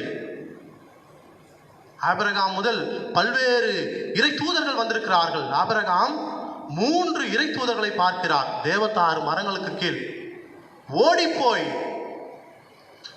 முழுமையாக தன்னை அப்படியே முகம் முட்ட கீழே விழுந்து அவர்களை வணங்குகிறார். அடுத்ததாக பார்க்கிறோம் யோசுவா புத்தகத்திலே இந்த எரிகோ நகரத்தினுடைய சுவர்களை உடைப்பதற்கு அவர்கள் கடவுளிடம் ஜெபித்துக் கொண்டிருக்கிற பொழுது ஒரு இறை மனிதர் தோன்றுகிற பொழுது யோசுவா வந்து, யார் நீ என்று கேட்கிற பொழுது, நான் இறை தூதன், கடவுளுடைய படைகளுக்கு முன்னின்று வழி நடத்துபவன் என்று சொல்கிறார். யார் கடவுளுடைய படைகளுக்கு முன்னின்று வழி நடத்துபவர்? 3 அதிதூதர்கள் இருக்கிறாங்களே, யாரு? அப்படியே கையில கத்திலாம் வச்சுக்கிட்டு இருப்பாங்களே, மிக்கேல் அதிதூதர் நான் என்று சொல்கிறார்.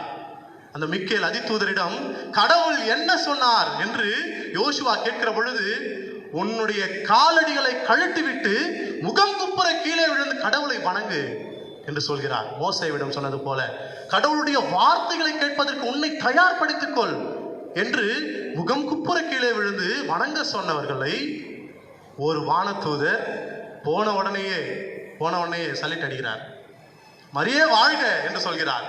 மரியே வாழ்க என்று முதலிலே ஒரு இறை தூதர் ஒரு மனிதரை பார்த்து வாழ்க என்று சொன்னார் என்றால் அது அன்னை மரியாளாக தான் இருக்க முடியும். அப்படிப்பட்ட இறை தூதருக்கு கடவுள் கொடுத்து அனுப்புகிறார் இந்த கட்டளையை. அந்த பெண்மணி என்னுடைய பேழை, அவளுக்கு வணக்கம் செலுத்த வேண்டியது உன்னுடைய கடமை என்று சொல்கிறார். எனவேதான் வந்தவுடனே மெசேஜ் எல்லாம் சொல்ல, ஃபர்ஸ்ட் வந்தவுடனே மரியே வாழ்க அப்படின்னு சொல்லி கீழே விழுறாரு, சரான எழுதி அடிக்கிறார், மரியே வாழ்க, அதுதான். அதுக்கப்புறம் தான் மெசேஜ் எல்லாம். நீங்க அப்படி இப்படி உங்ககிட்ட கடவுள் பிறப்பாரு, அதெல்லாம் முதலிலே விவிலியத்திலே இறை தூதர் வணக்கம் செலுத்திய ஒரே ஒரு மனிதர் அன்னை மரியாள். அன்பார்ந்தவர்களே, இறை தூதரே வணக்கம் சொல்றாரு. இன்னைக்கு எத்தனை பேர் மரியே வாழ்க அப்படின்னு சொல்றதுக்கு வாய் கூட வர மாட்டேங்குது.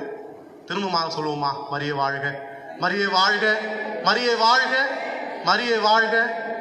திருத்தூதர்கள் புனிதர்கள் எல்லாம் சொன்னது மரியே வாழ்க என்ற வார்த்தை, இந்த வாழ்த்தொழி இன்று நம்மிடம் வருகிற பொழுது நாம் கூட அந்த புனிதர்களுடைய கூட்டத்திலே சேர்ந்து கொள்கிறோம். அன்னை மரியாளை வாழ்த்துவதற்கு தகுதி பெற்றுக் கொள்கிறோம் நாம்.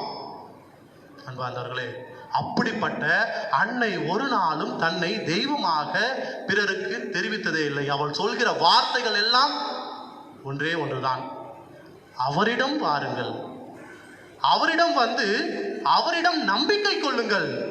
அப்படி நம்பிக்கை கொள்கிற பொழுது அவர் தருகின்ற மீட்பை நீங்கள் பெற்றுக்கொள்வீர்கள்.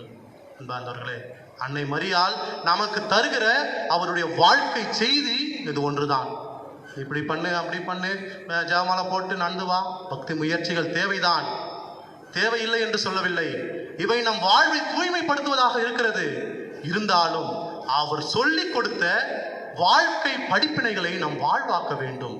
அவரிடம் வாருங்கள், என் மகனிடம் வாருங்கள், அவர் மீது நம்பிக்கை கொள்ளுங்கள், அவர் தருகின்ற மீட்பை பெற்றுக்கொள்ளுங்கள் என்கிறார்.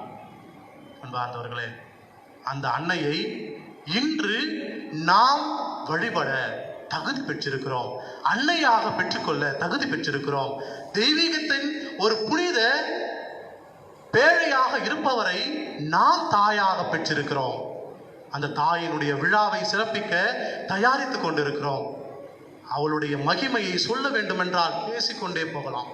நேரம் அதிகமாக போய்கொண்டே இருக்கும். நிறைய விஷயங்கள் சொல்லிக்கொண்டே போகலாம். கடந்த வருடம் இந்த நாளிலே அன்னையினுடைய ஆலயத்திலே நான் தங்குவதற்கு வாய்ப்பு கிடைத்தது. 10 நாள். அப்படியே ஒவ்வொரு நாளும் வாழ்க்கையின் புது வசந்தம் அது. அங்கு வருகிற மக்களை பார்ப்பது, அவர்களிடமிருந்து பெற்றுக்கொள்ளக்கூடிய அந்த நம்பிக்கை அளவே இல்லை. ஒரு நாளைக்கு ஒரு அங்கி அழுக்காயிடும். மனிதன், சாதாரண மனிதன், தகுதி இல்லாதவன் என் பாதங்களை தொட்டு வணங்கக்கூடிய மக்கள் 1000. அப்படியே புல்லரிக்கும் சே அப்படின்ட்டு. 10 நாட்கள் அன்னையினுடைய திருப்பாதத்தில் அமர்ந்து அவருக்கு பணிவிடை செய்வதற்கு வாய்ப்பு கிடைத்தது. இன்னைக்கு கூட காலையில் எந்திரிச்ச உடனே எங்கள் அம்மா டிவியில், ஜெயா டிவியில் மாஸ் பார்த்துட்டு இருந்தாங்க. அப்படியே பார்த்துனச்சே, போன வருஷம்லாம் வேளாங்கண்ணியில் இருந்தோம் அப்படின்னு நினச்சிக்கிட்டு இந்த வருஷம் என்ன பண்ணுறது, நம்ம அப்படியே வீட்டிலேயே பூசை வச்சுட்டு போனதுதான் அப்படின்னு நினைத்து கொண்டு இருக்கிற பொழுது ஆண்டவருடைய அருள், அன்னை மரியாளுடைய அருள் எனக்கு கிடைத்தது. பங்கு தந்தை எனக்கு ஃபோன் செய்தார், ஃபாதர் பூசை வைங்க சாயந்தரம். மகிழ்ச்சி, கொள்ள மகிழ்ச்சி, நிச்சயமாக சொல்கிறேன். அப்படியே அப்போ தான் எந்திரிச்சு 8 மணிக்கு ஒரு 8-8:30 இருக்கும். அது என் வீட்டில் இருக்கிறதுனால கொஞ்சம் அப்படியே ரிலாக்ஸாக எழுந்திரிக்கிறதுனால எந்திரிச்சிட்டு எல்லாம் வாஷ் பண்ணிவிட்டு அப்படியே வந்து உட்காந்துட்டு அப்படியே யோசிச்சிருந்தேன். சரி, இந்த நேரம் அப்படின்னு சொல்லிட்டு தந்தை ஃபோன் செய்து, இன்று திருப்பலியை நிறைவேற்றுங்கள், நம்முடைய ஆலயத்திலே நாம் அன்னையினுடைய கொடியை ஏற்றுகிறோம் என்று சொன்ன பொழுது அந்த வேளாங்கண்ணியில் இருந்த ஒரு திருப்தி இப்போ கிடைக்கிறது. அந்த அன்னையினுடைய திருக்கொடி, இதே போல் அந்த அன்னையினுடைய திருப்பிடத்திலே திருப்பலி ஆற்றக்கூடிய தகுதி எனக்கு கிடைத்தது. மிக்க மகிழ்ச்சியாக இருக்கிறது. அன்பார்ந்தவர்களே, இதுதான் அன்னையினுடைய அளப்பரிய புதுமை என்று நான் சொல்ல முடியும். நினைக்கிற பொழுது அன்னை அருளை நமக்கு அள்ளித் தருகிறாள். அதுதான் உண்மையான பேழை. நினைக்கிற பொழுது அருளை அள்ளித் தருகிறாள். அதுதான் உண்மையான தாயின் பாசம், ஆசீர்வாதம். அந்த அன்னையை மகிமைப்படுத்துவோம். ஒவ்வொரு நாளும் அவர் நமக்கு சொல்லித் தருகின்ற இந்த பாடங்களை வாழ்க்கையாக்க நம்மை நாம் தயாரிப்போம். இந்த திருப்பலியிலே தொடர்ந்து அன்னையிடம், இயேசுவிடம் செல்வதற்கு வழிகாட்ட சொல்லி ஆசீர்வாதத்தை வேண்டுவோம். ஆமென்.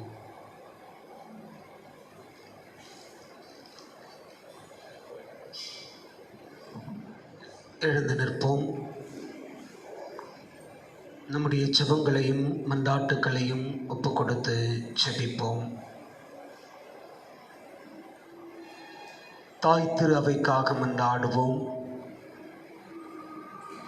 தாய் திரு அவையை வழிநடத்துகின்ற திருத்தந்தை பிரான்சிஸ், அவரோடு இணைந்து செயல்படுகின்ற கர்தினால்கள், பேராயர்கள், ஆயர்கள், குருக்கள், கன்னியர், பொதுநிலையினர், நற்செய்தி பணியாளர் என யாவரையும் அன்னை மரியாளின் வல்லமை மிகு பரிந்துரையில் வைத்து கடவுள் அவர்களை நிரம்ப ஆசிர்வதிக்க வேண்டும் என்று சொல்லி ஜெபிப்போம்.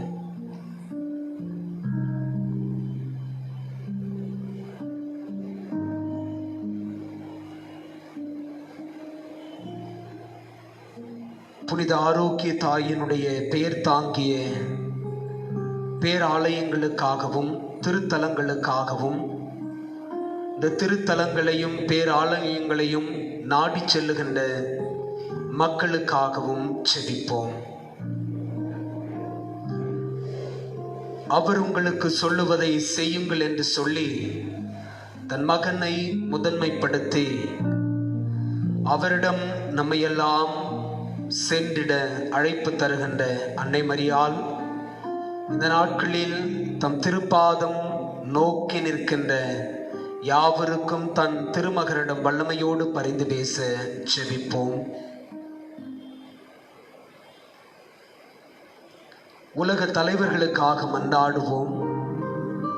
குறிப்பாக கொரோனா என்கின்ற பெரும் நோய் தொற்று காலத்தில் தங்களை தலைமை பொறுப்பில் அமர்த்திய மக்களுக்காக இவர்கள் மனமுவந்து பணியாற்ற, இந்த பெரும் நோய் தொற்று காலத்தில் தங்களுடைய உடனிருப்பை வெளிப்படுத்த, மக்களுக்கான தலைவர்கள் என்பதை இவர்களுடைய செயல்பாடுகள் அறிவிக்க தூய ஆவியானவருடைய அருளும் ஞானமும் இவர்களுக்கு கிடைக்க ஜெபிப்போம்.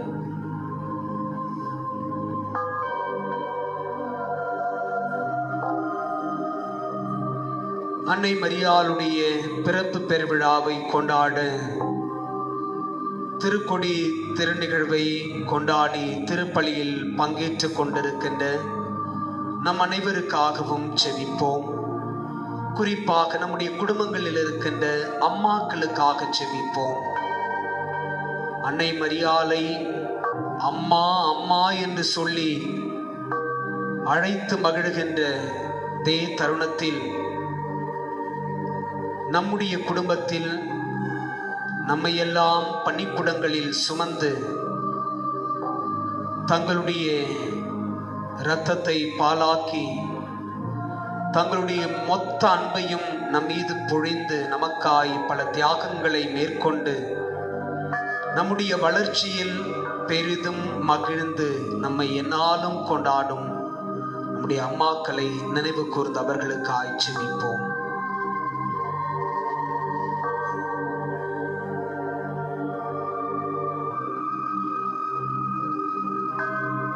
உலகம் முழுவதும் கொரோனா நோய் தொற்றினால் பாதிக்கப்பட்டிருக்கின்றவர்களுக்காக ஜெபிப்போம். மருத்துவமனைகளிலும் இல்லங்களிலும் தங்களை தனிமைப்படுத்திக் கொண்டு குணம் வேண்டி மன்றாடுகின்ற யாவரையும் நினைவு கூர்ந்து ஜெபிப்போம். குறிப்பாக நம்முடைய ஜெபங்களை இந்த நாட்களில் கேட்டிருக்கின்றவர்களுக்காக, நம்முடைய தமிழகத்தில் இந்நோயினால் பாதிக்கப்பட்டவர்களுக்காக, நம்முடைய குடும்பங்களில் இந்நோயினால் பாதிப்புக்குள்ளானவர்களுக்காக, நமக்கு தெரிந்தவர்கள் ஒருவேளை இந்த நோயினால் பாதிக்கப்பட்டிருந்தால் அவர்களுக்காக அன்னையினுடைய பரிந்துரை வேண்டி ஜெபிப்போம்.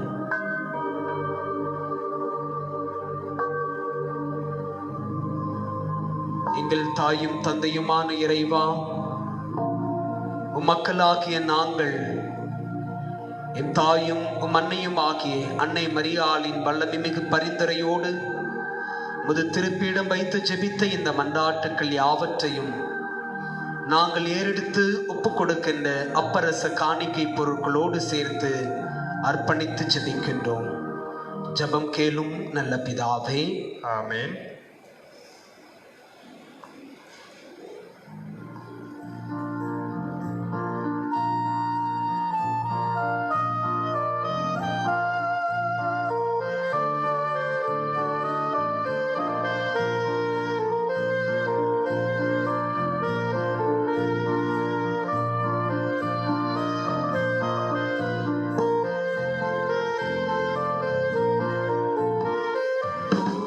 கூலும்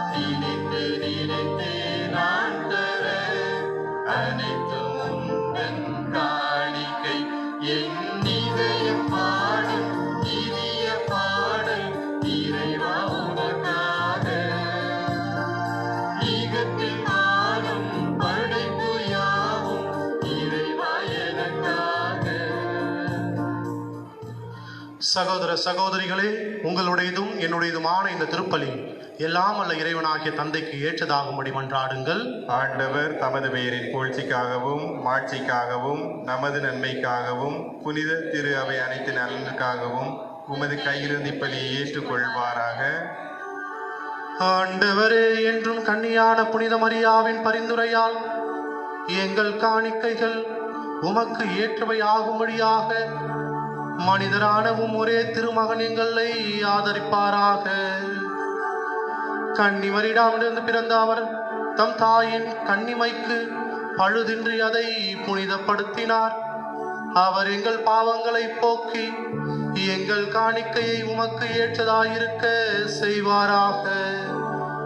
எங்கள் ஆண்டவராகிய கிறிஸ்து வழியாக உம்மை மன்றாடுகின்றோம்.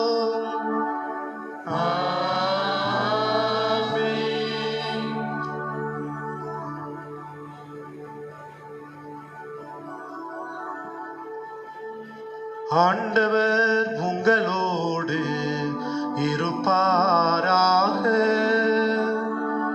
உம் ஆன்மாவோடும் இருப்பாராக. இதயங்களை மேலே எழுப்புங்கள். ஆண்டவரிடம் எழுப்பியுள்ளோம். நம் இறைவனாகிய ஆண்டவருக்கு நன்றி கூறுவோம். அதே தகுதியும் நீதியும் ஆனதே. ஆண்டவரே, தூயவரான தந்தையே, என்றும் உள்ள எல்லாம் வல்ல இறைவா, எந்நாளும் எவ்விடத்திலும் நாங்கள் உமக்கு நன்றி செலுத்துவது எப்பொழுதும் கன்னியான புனித மரியாவின் இந்த பிறப்பு விழாவிலை சிறப்பிக்கும் இந்த நாளிலே நாங்கள் உம்மை போற்றி புகழ்ந்து மாட்சிப்படுத்துவதும் மெய்யாகவே தகுதியும் நீதியுமாகும். எங்கள் கடமையும் மீட்புக்குரிய செயலுமாகும். தூய ஆவி நிழலிட்டதால் அந்த அன்னை உம்முடைய ஒரே திருமகனை கருத்தாங்கி தமது கன்னிமையின் மாட்சியில் நிலைத்து நின்று நிலையான ஒளியாகிய எங்கள் ஆண்டவர் இயேசு கிறிஸ்துவை உலகிற்கு அளித்தார். அவர் வழியாகவே உமது மாண்பை வானதூதர் புகழ்கின்றனர். தலைமை தாங்குவோர் உம்மை வழிபடுகின்றனர். அதிகாரம் செலுத்துவோரும் திருமுன் நடுங்குகின்றனர். வானங்களும் அவற்றில் உள்ள ஆற்றல்களும் செராபீன்களும் ஒன்று கூடி அக்களித்து கொண்டாடுகின்றனர். அவர்களோடு எங்களை குரலையும் சேர்த்துக் கொள்ளுமாறு நாங்கள் உம்மை தாழ்மையுடன் இறைஞ்சி புகழ்ந்து பாடுவதாவது.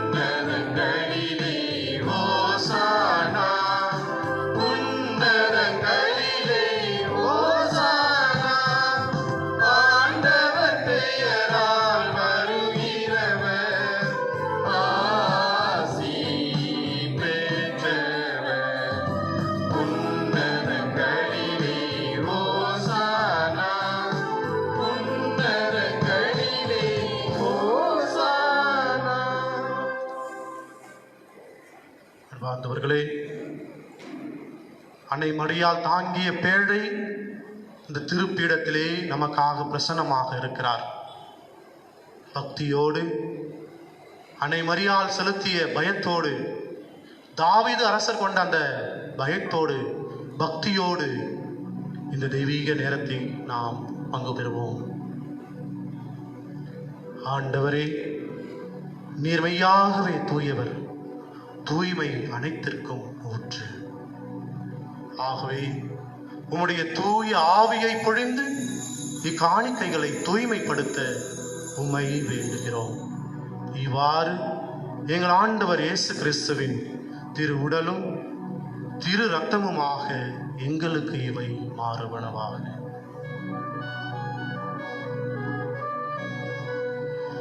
அவர் பாடுபட உளம் கனிந்து தம்மை கையளித்த போது அப்பத்தை எடுத்து நன்றி செலுத்தி அதை பெற்று தம் சீடர்களுக்கு அளித்து இயேசு கூறியதாவது: அனைவரும் இதிலிருந்து பெற்று உண்ணுங்கள், ஏனெனில் இது உங்களுக்காக கையளிக்கப்படும் என் உடல்.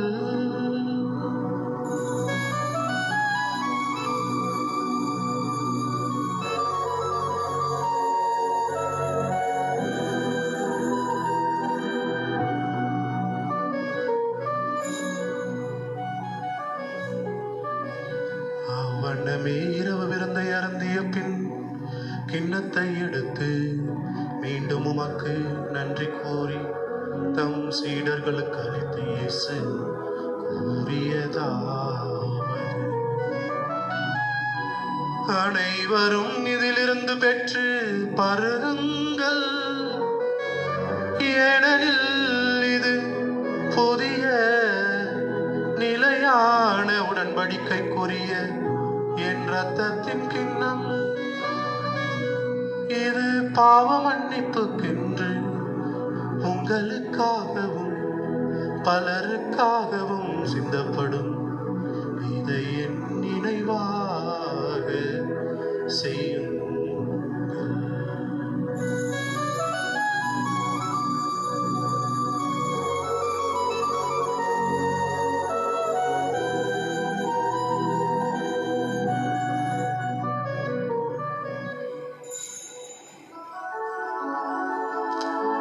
நம்பிக்கையின் மறைபொருள்.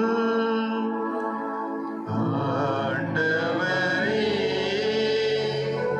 நீர் வருவனவும் உமது இறப்பினை அறிக்கையிடுகின்றோம், உமது உயிர்ப்பினையும் எடுத்துரைக்கின்றோம். ஆகவே ஆண்டவரே, நாங்கள் கிறிஸ்துவின் இறப்பினையும் உயிர்ப்பினையும் நினைவு கூர்ந்து வாழ்வு தரும் அப்பத்தையும் மீட்பளிக்கும் கிண்ணத்தையும் உமக்கு ஒப்புக் கொடுக்கின்றோம். உம் திருமுன் நின்று உமக்கு ஊழியம் புரிய தகுந்தவர்கள் என எங்களை ஏற்றுக்கொண்டீர். எனவே உமக்கு நன்றி செலுத்துகின்றோம். மேலும் கிறிஸ்துவின் உடலிலும் இரத்தத்திலும் பங்கு கொள்ளும் எங்களை தூய ஆவியார் ஒன்று சேர்க்க வேண்டும் என உம்மை தாழ்மையுடன் மன்றாடுகின்றோம். ஆண்டவரே, உலகெங்கும் பரவி இருக்கும் அது திரு அவையை நினைவு கூர்ந்தருளும். எங்கள் திருத்தந்தை பிரான்சிஸ், எங்கள் ஆயர் தந்தை நீதிநாதன், எல்லா திருநிலையினர் ஆகிய அனைவரோடும் உமது திரு அவை அன்பில் நிறைவு பெறச் செய்தருளும். உயிர்த்தெழுமது நோக்குடன் துயில் கொள்ளும் எங்கள் சகோதரர் சகோதரிகளையும் இறந்தோர் அனைவரையும் இரக்கத்துடன் நினைவு கூர்ந்து உமது திருமுக ஒளியினுள் ஏற்றருளும். எங்கள் எல்லார் மீதும் இரக்கமாயிரும். கடவுளின் கன்னித்தாயான புனித மரியா, அவருடைய அன்பு கணவரான புனித யோசேப்பு, புனித திருத்தூதர்கள், இவ்வுலகிலும் உகந்தவராய் இருந்தோர் ஆகிய புனிதர் அனைவருடனும் நாங்கள் நிலைவாழ்வை பங்கு கொள்ளும் தகுதி பெற்று திருமகன் இயேசு கிறிஸ்து வழியாக உம்மை பொழுந்தேத்தும் வரமருள மன்றாடுகிறோம்.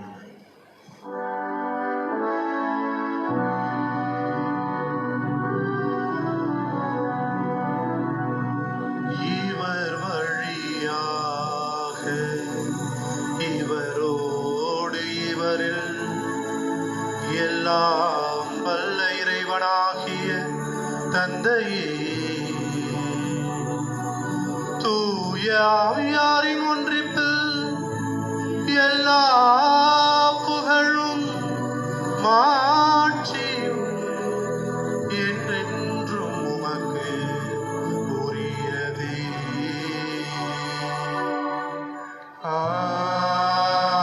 ஆமென். ஆமென். ஆமென்.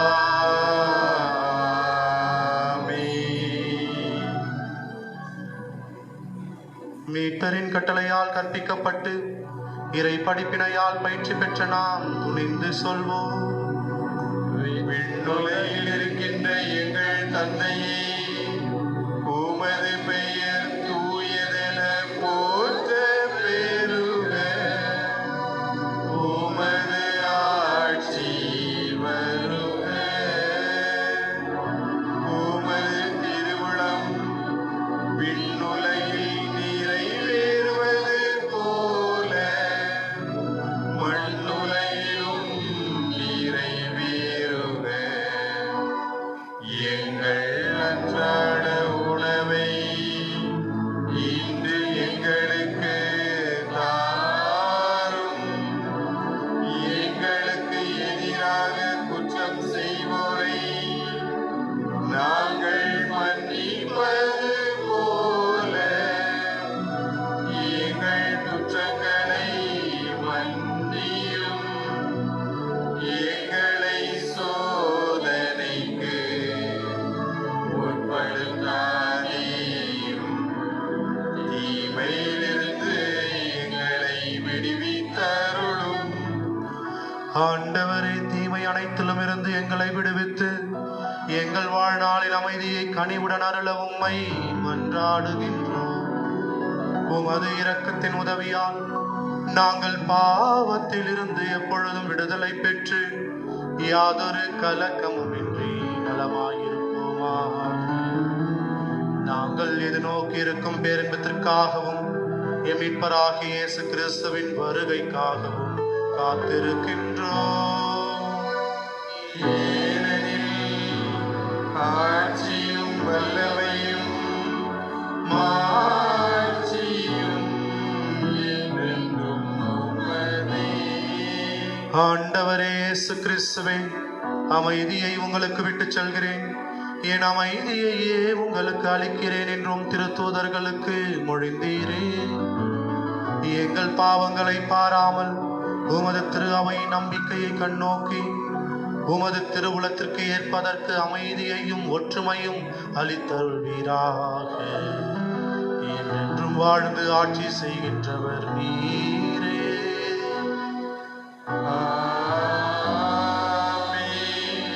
ஆண்டவருடைய அமைதி உங்களோடு என்றும் இருப்பதாக.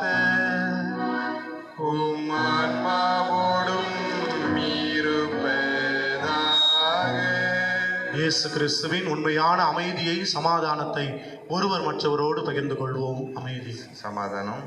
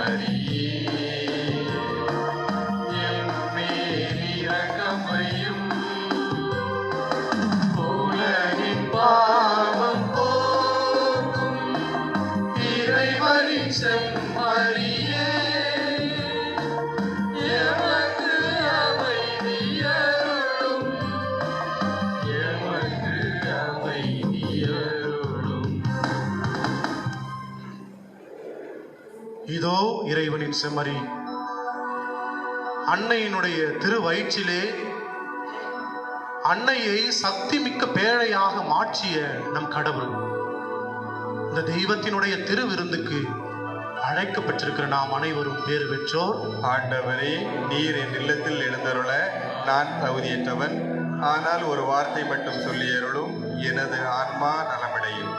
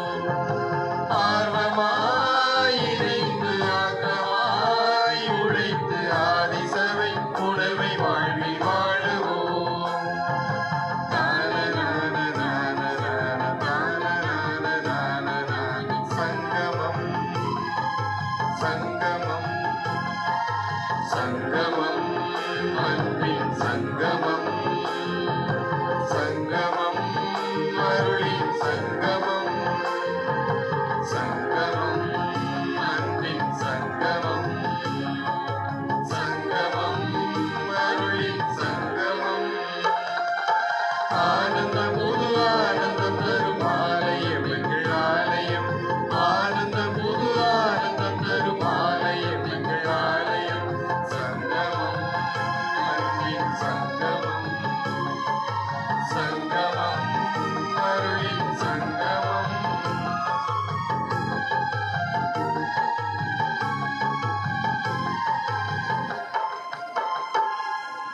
அன்புக்கினிய பங்கு மக்களே, இது நன்றியின் நேரம்.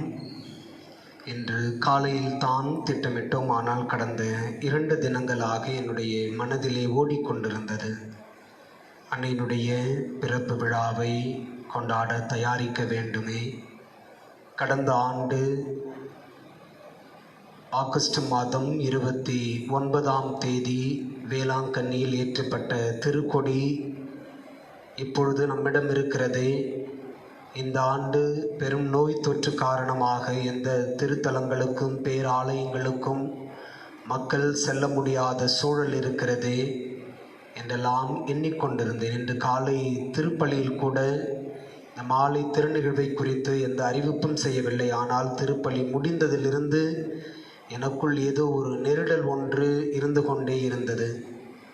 உடனே நம்முடைய பங்கு பேரவை துணைத் தலைவர் ஜெய்சிங் அவர்களை தொலைபேசியில் தொடர்பு கொண்டு, ஜெய், இப்படி நினைக்கின்றேன், செய்யலாமா என்றவுடன், செய்வோம் ஃபாதர் என்று சொல்லி உடனடியாக இசைவு கொடுத்து காலை முதலே என்னோடு நம்முடைய இளையோர் குழுவினுடைய இந்த நாட்களில் கடந்த 5 மாதத்திற்கு மேலாக நம்முடைய வழிபாடுகளை நமக்கு ஒளிபரப்பு செய்வதில் உதவி செய்கின்ற ஜான் காலையிலிருந்து என்னோடு இருந்து எல்லாவற்றையும் முன்னெடுக்க உதவி செய்தார். எனவே உங்கள் அனைவரின் சார்பாக நம்முடைய பங்கு பிரிவினுடைய துணைத் தலைவர் திரு ஜெய்சிங் அவர்களுக்கும் செல்வன் ஜான் அவர்களுக்கும் இன்றைய திருக்கொடி நிகழ்வின் பொழுது நமக்கு வெடி உபயம் செய்தவரும் அவர்தான். அதை சென்று பெற்றுக்கொண்டு வந்தவர் செல்வன் ஜான்.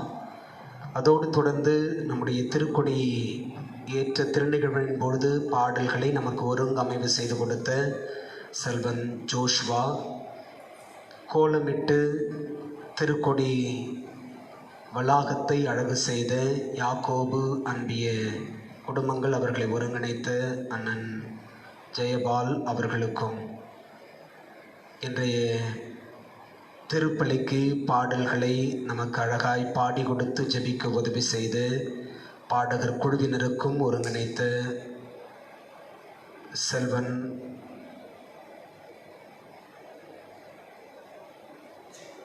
ஜேக்கப் அவர்களுக்கும், நம்முடைய ஜேக்கப் கோச்சுக்காக ரொம்ப நேரம் எடுத்து சொல்கிறேன் அப்படின்னு, ஜேக்கப் அவர்களுக்கும் நம்முடைய மனமார்ந்த நன்றிகள். திருக்கொடி அழகாய் எழும்பிட பாடல் கடைசியாக ஒலிக்கின்ற பொழுது அந்த பாடலுக்கு ஏற்றாற்போல் கொடி அசைந்து ஒருவித உணர்வை கொடுத்தது. அழகாய் கொடியை நமக்கு ஏற்றிட தயாரித்த திருவாளர் சங்கர் அவர்களோடு இணைந்து செயல்பட்ட அத்துணை நல்ல உள்ளங்களுக்கும் என்னுடைய மனமார்ந்த நன்றிகள். அன்புக்குரியவர்களே, எல்லாவற்றையும் விட இந்த தெய்வீக திருப்பலியை நாம் சிறப்பாய் அர்த்தமுள்ள விதத்தில் கொண்டாடிட உதவிட்டவர் நம்முடைய பங்கினுடைய தந்தை. நம்முடைய பங்கிலிருந்து இந்த ஆண்டு நம்முடைய மறை மாவட்டத்திற்கு கடவுள் கொடுத்திருக்கிற ஒரு அழகான ஆசிர்வாதம், நம் பங்கிற்கான ஆசிர்வாதம். புதிய குரு அருட்தந்தை எட்வின் ஜெரோம் அவர்கள், தந்தை அவர்களை காலையில் தொலைபேசியில் தொடர்பு கொண்டு, ஜெரோம் இங்கே தானே இருக்கீங்க? ஆமாம் ஃபாதர், ஈவினிங் இப்படி ஒரு நிகழ்வு இருக்கிறது, திருப்பலியை நீங்கள் ஆற்றுங்கள், மகிழ்வேன் என்று சொன்னவுடன் கண்டிப்பாக ஃபாதர் என்று சொல்லி இந்த மாலை பொழுதை நமக்கு அழகாக்கி கொடுத்திருக்கின்றார். ஒரு அழகான சிந்தனையை அன்னை மரியாள் உயிருள்ள கடவுளின் திருப்பேழை என்கின்ற சிந்தனையில் இன்றைய திருப்பலியை நாம் தியானிக்க கொண்டாட நமக்கு உதவி செய்திருக்கின்றார். நம்முடைய இஸ்லாமிய சகோதரர்களுடைய புனித நூலான குரானிலிருந்து அன்னை மரியாளுடைய பிறப்பின் வரலாறை மிக அழகாக நமக்கு எடுத்தியம்பி அன்னை மரியாள் இயேசு என்கின்ற மாபெரும் கடவுளை பனிக்குடத்தில் தாங்கி சுமந்த உயிருள்ள பேழை என்று சொல்லி இன்று நமக்கு நற்செய்தி அறிவித்தார். எனவே தந்தை ஜெரோம் அவர்களுக்கு நம் அனைவரின் சார்பாக பங்கின் சார்பாக நம்முடைய மனமார்ந்த நன்றிகளை தெரிவித்துக் கொள்ளுகின்றோம். அன்புக்குரியவர்களே, இந்த நாளிலே உதவி செய்த அத்துணை பேருக்கும் ஆலய வளாகத்தை தூய்மை செய்து கொடுத்த, திருப்பலிக்கு ஏற்பாடு செய்து கொடுத்த அண்ணன் கப்ரியேல் அவர்களுக்கும் நம்முடைய மனமார்ந்த நன்றிகளை, வாழ்த்துக்களை, ஜெபங்களை நாம் உரித்தாக்கிக் கொள்ளுகின்றோம். இன்றையிலிருந்து வருகின்ற அன்னையினுடைய பிறப்பு பெருவிழா வரை நாம் கொண்டாடுகின்ற எல்லா திருப்பலிகளும் சிறப்பு திருப்பலிகள். எனவே திருப்பலியை ஒப்பு கொடுத்து ஜெபிக்கின்றவர்கள் நம்முடைய ஆலய பணியாளர் அண்ணன் கப்ரியேல் அவர்களையோ அல்லது திருவாளர் ஜெய்சிங் அவர்களையோ தொடர்பு கொண்டு உங்களுடைய திருப்பலி கருத்துக்களை ஒப்பு கொடுத்து அன்னை மரியாளுடைய வல்லமை மிகு பரிந்துரையை நம்முடைய குடும்பங்களில் நாம் பெற்றுக்கொள்ள முயற்சிப்போம். அன்புக்குரியவர்களே, கடந்த ஆண்டு செப்டம்பர் மாதம் 6, 7, 8ஆம் தேதிகளில் நம்முடைய பங்கில் அருத்தந்தை இயேசுவே ஆண்டவர் குழுவினுடைய தலைமை ஒருங்கிணைப்பாளர் அருத்தந்தை இக்னேஷியஸ் அவர்களுடைய தலைமையில் 3 நாள் தியானம் நடைபெற்றது. தந்தை அவர்கள் முதல் நாளிலே சொன்ன அந்த சிந்தனை, இது அற்புத குழந்தை இயேசுடைய ஆலயம். குழந்தைய விட்டுட்டு அம்மா எங்கேயும் போக மாட்டாங்க. ஸோ நம்முடைய குழந்தை இயேசு ஆலயத்தில் நமக்காக எப்பொழுதும் இருந்து பரிந்து பேசி ஜெபிக்கின்றவள் நம்முடைய தாய் அன்னை மரியாள். நம் மகனோட தான் இங்கே இருப்பாங்க. அதுவும் குழந்தை இயேசு. குழந்தையை விட்டுட்டு அம்மாவால் தனியாக இருக்க முடியாது. எனவே நீங்கள் வேளாங்கண்ணிக்கு போலையே, பெசன் நகர் போலையே என்கின்ற ஏக்கம் இருந்தால் அதை எப்படியே விட்டுவிடுங்கள். இங்கு நமக்காக பரிந்து பேச நம்முடைய தாய் அன்னை மரியாள் நம்முடைய திருப்பீடத்தினுடைய இடப்புறத்தில் அழகாய் எழுந்தருளி கொழுவேற்றிருக்கின்றாள். எனவே நம்முடைய எல்லா ஜெபங்களையும் இந்த நாட்களில் அன்னை மரியாளின் வல்லமை மிகு பரிந்துரையில் வைத்து நாம் ஜெபிப்போம். இறுதி ஆசருக்கு எழுந்து நிற்போம். ஒரு நிமிஷம் அதுக்கு முன்னாடி ஃபாதர் அங்கே போலையே, வேளாங்கண்ணிக்கு போலையே, பெசநகர் போலையே அப்படின்னு கவலைப்படாதீங்க அப்படின்னு சொல்கிறப்ப ஒரு சின்ன நிகழ்வு எனக்கு ஞாபகம் வந்துச்சு. ஒரு முறை, ஒரு ஜோக்கு தான் சொல்லிடுறேன். ஒரு முறை ஒரு ஃப்ளைட்டில் நிறையா மாதாவை ஏற்றிக்கிட்டு போனாங்களாம். நிறையா மாதாவை ஏற்றிக்கிட்டு போகிறப்ப நம்ம ஊர் ஆள் ஒருத்தர் அதில் இருந்தாராம். இருந்தோடனே ஃப்ளைட் டேக்கப் ஆகிறப்ப நிறையா லூர்து மாதா, அப்புறம் யார் சகாய மாதா, நிறையா மாதா இருந்தாங்களாம், வேளாங்கண்ணி மாதா எல்லாரும். திடீர்னு ஃப்ளைட் டேக்கப் ஆகிறப்ப வேளாங்கண்ணி மாதா சிலையை மட்டும் ஒழுங்காக வைக்காமல் கொஞ்சம் மேடு பள்ளமாக வச்சுருந்தாங்களாம். அது கீழே உடஞ்சிச்சான். உடனே அவர் சொன்னார், ஐயோயோ சகாய மாதாவே, லூர்து மாதாவே, பூண்டி மாதாவே, வேளாங்கண்ணி மாதாவை காப்பாற்றுங்க அப்படின்னு சொல்லிட்டு ப்ரேயர் பண்ணாங்களாம்.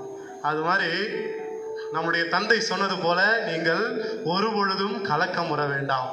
ஐயையோ இந்த வருஷம் வேளாங்கண்ணிக்கு போக முடியலையே, ஐயையோ கொடிக்கு இந்த வருஷம் பெசன் நகர் போக முடியலையே, இன்னும் வேறு மாதாவினுடைய திரு ஆலயங்களுக்கு செல்ல முடியவில்லை என்று வருத்தப்பட வேண்டாம்.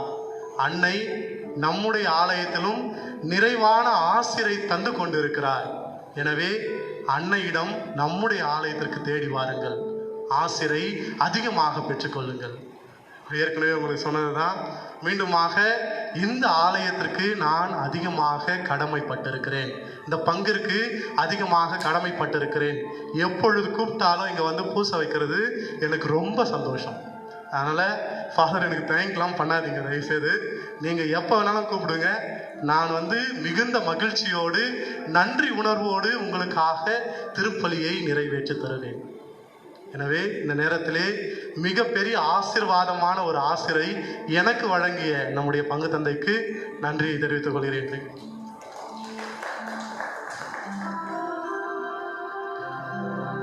நன்றியோடு மன்றாடுவோமாக. ஆண்டவரே, திருவுணவால் ஊட்டம் பெற்றுள்ள உமது திரு அவை அக்களிப்பதால் அனைத்துலகின் எதிர்நோக்காகவும் மீட்பின் விடியலாகவும் விளங்கிய புனித கன்னி மரியாவினுடைய பிறப்பின் தயாரிப்பிலே இத்திரு அவை மகிழ்வதாக. எங்கள் ஆண்டவராகிய கிறிஸ்து வழியாக உம்மை மன்றாடுகின்றோம்.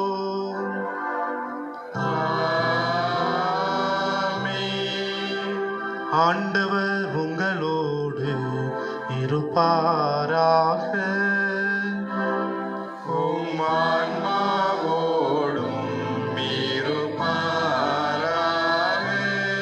அன்பார்ந்தவர்களே, ஆண்டவருடைய சிறப்பு ஆசிரை பெற்றுக்கொள்ள அனைவரும் தலை வணங்கி மன்றாடுவோம்.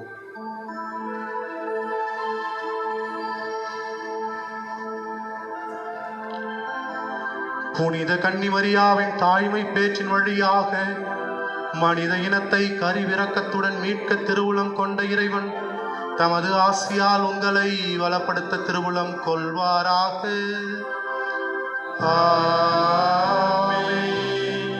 அவர் வழியாக வாழ்வின் காரணரை அடைய தகுதி பெற்ற நீங்கள் அவரது பாதுகாவலை என்றும் எங்கும் உணவீராக. என்று இறைப்பற்றுதலோடு கூடியிருக்கும் நீங்கள் அருள் வாழ்வின் மகிழ்ச்சி விண்ணக பரிசுகள் ஆகியவற்றின் கொடைகளை எங்களோடு எடுத்து செல்வீர்களாக. எல்லாம் வல்ல இறைவன் தந்தை மகன் தூயாவியார் நம் அனைவரையும் ஆசீர்வதிப்பாராக.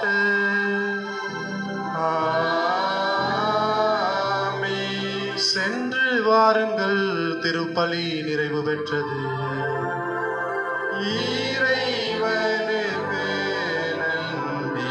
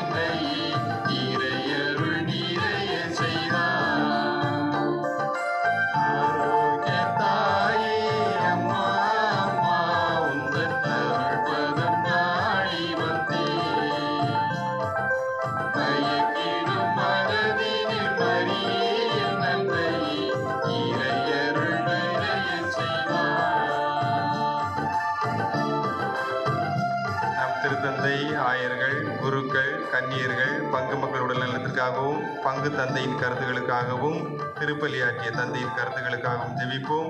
விண்ணுலகில் இருக்கின்ற எங்கள் தந்தையே, உமது பெயர் தூயதென போற்ற பெறுக. உமது ஆட்சி வருக. உமது திருவுளம் விண்ணுலகில் நிறைவேறுவது போல மண்ணுலகிலும் நிறைவேறுக.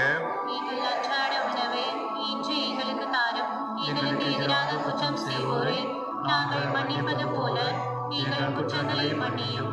எங்களை சோதனைக்கு உட்படுத்தாதேயும், தீமையிலிருந்து எங்களை விடுவித்தருளும். அருளறிந்த மரியே வாழ்க, ஆண்டவர் உம்முடனே, பெண்களுக்குள் ஆசி பெற்றவர் நீரே. உம்முடைய திருவயிற்றின் கனியாய் இயேசும் ஆசி பெற்றவரே. புனித மரியே, இறைவனின் தாயே, பாவிகளாயிருக்கிற எங்களுக்காக இப்பொழுதும் எங்கள் இறப்பின் வேளையிலும் வேண்டிக் கொள்ளும். ஆமென். நம் பங்கின் பாதுகாவலரான அற்புத குழந்தை இயேசுவே, எங்களை ஆசீர்வதித்தருளும். எங்கள் ஆரோக்கிய மாதாவே, எங்களுக்காக வேண்டிக் கொள்ளும். புனித அந்தோணியாரே, எங்களுக்காக வேண்டிக் கொள்ளும். தந்தை மகன் தூயாவியாரின் பெயராலே ஆமென்.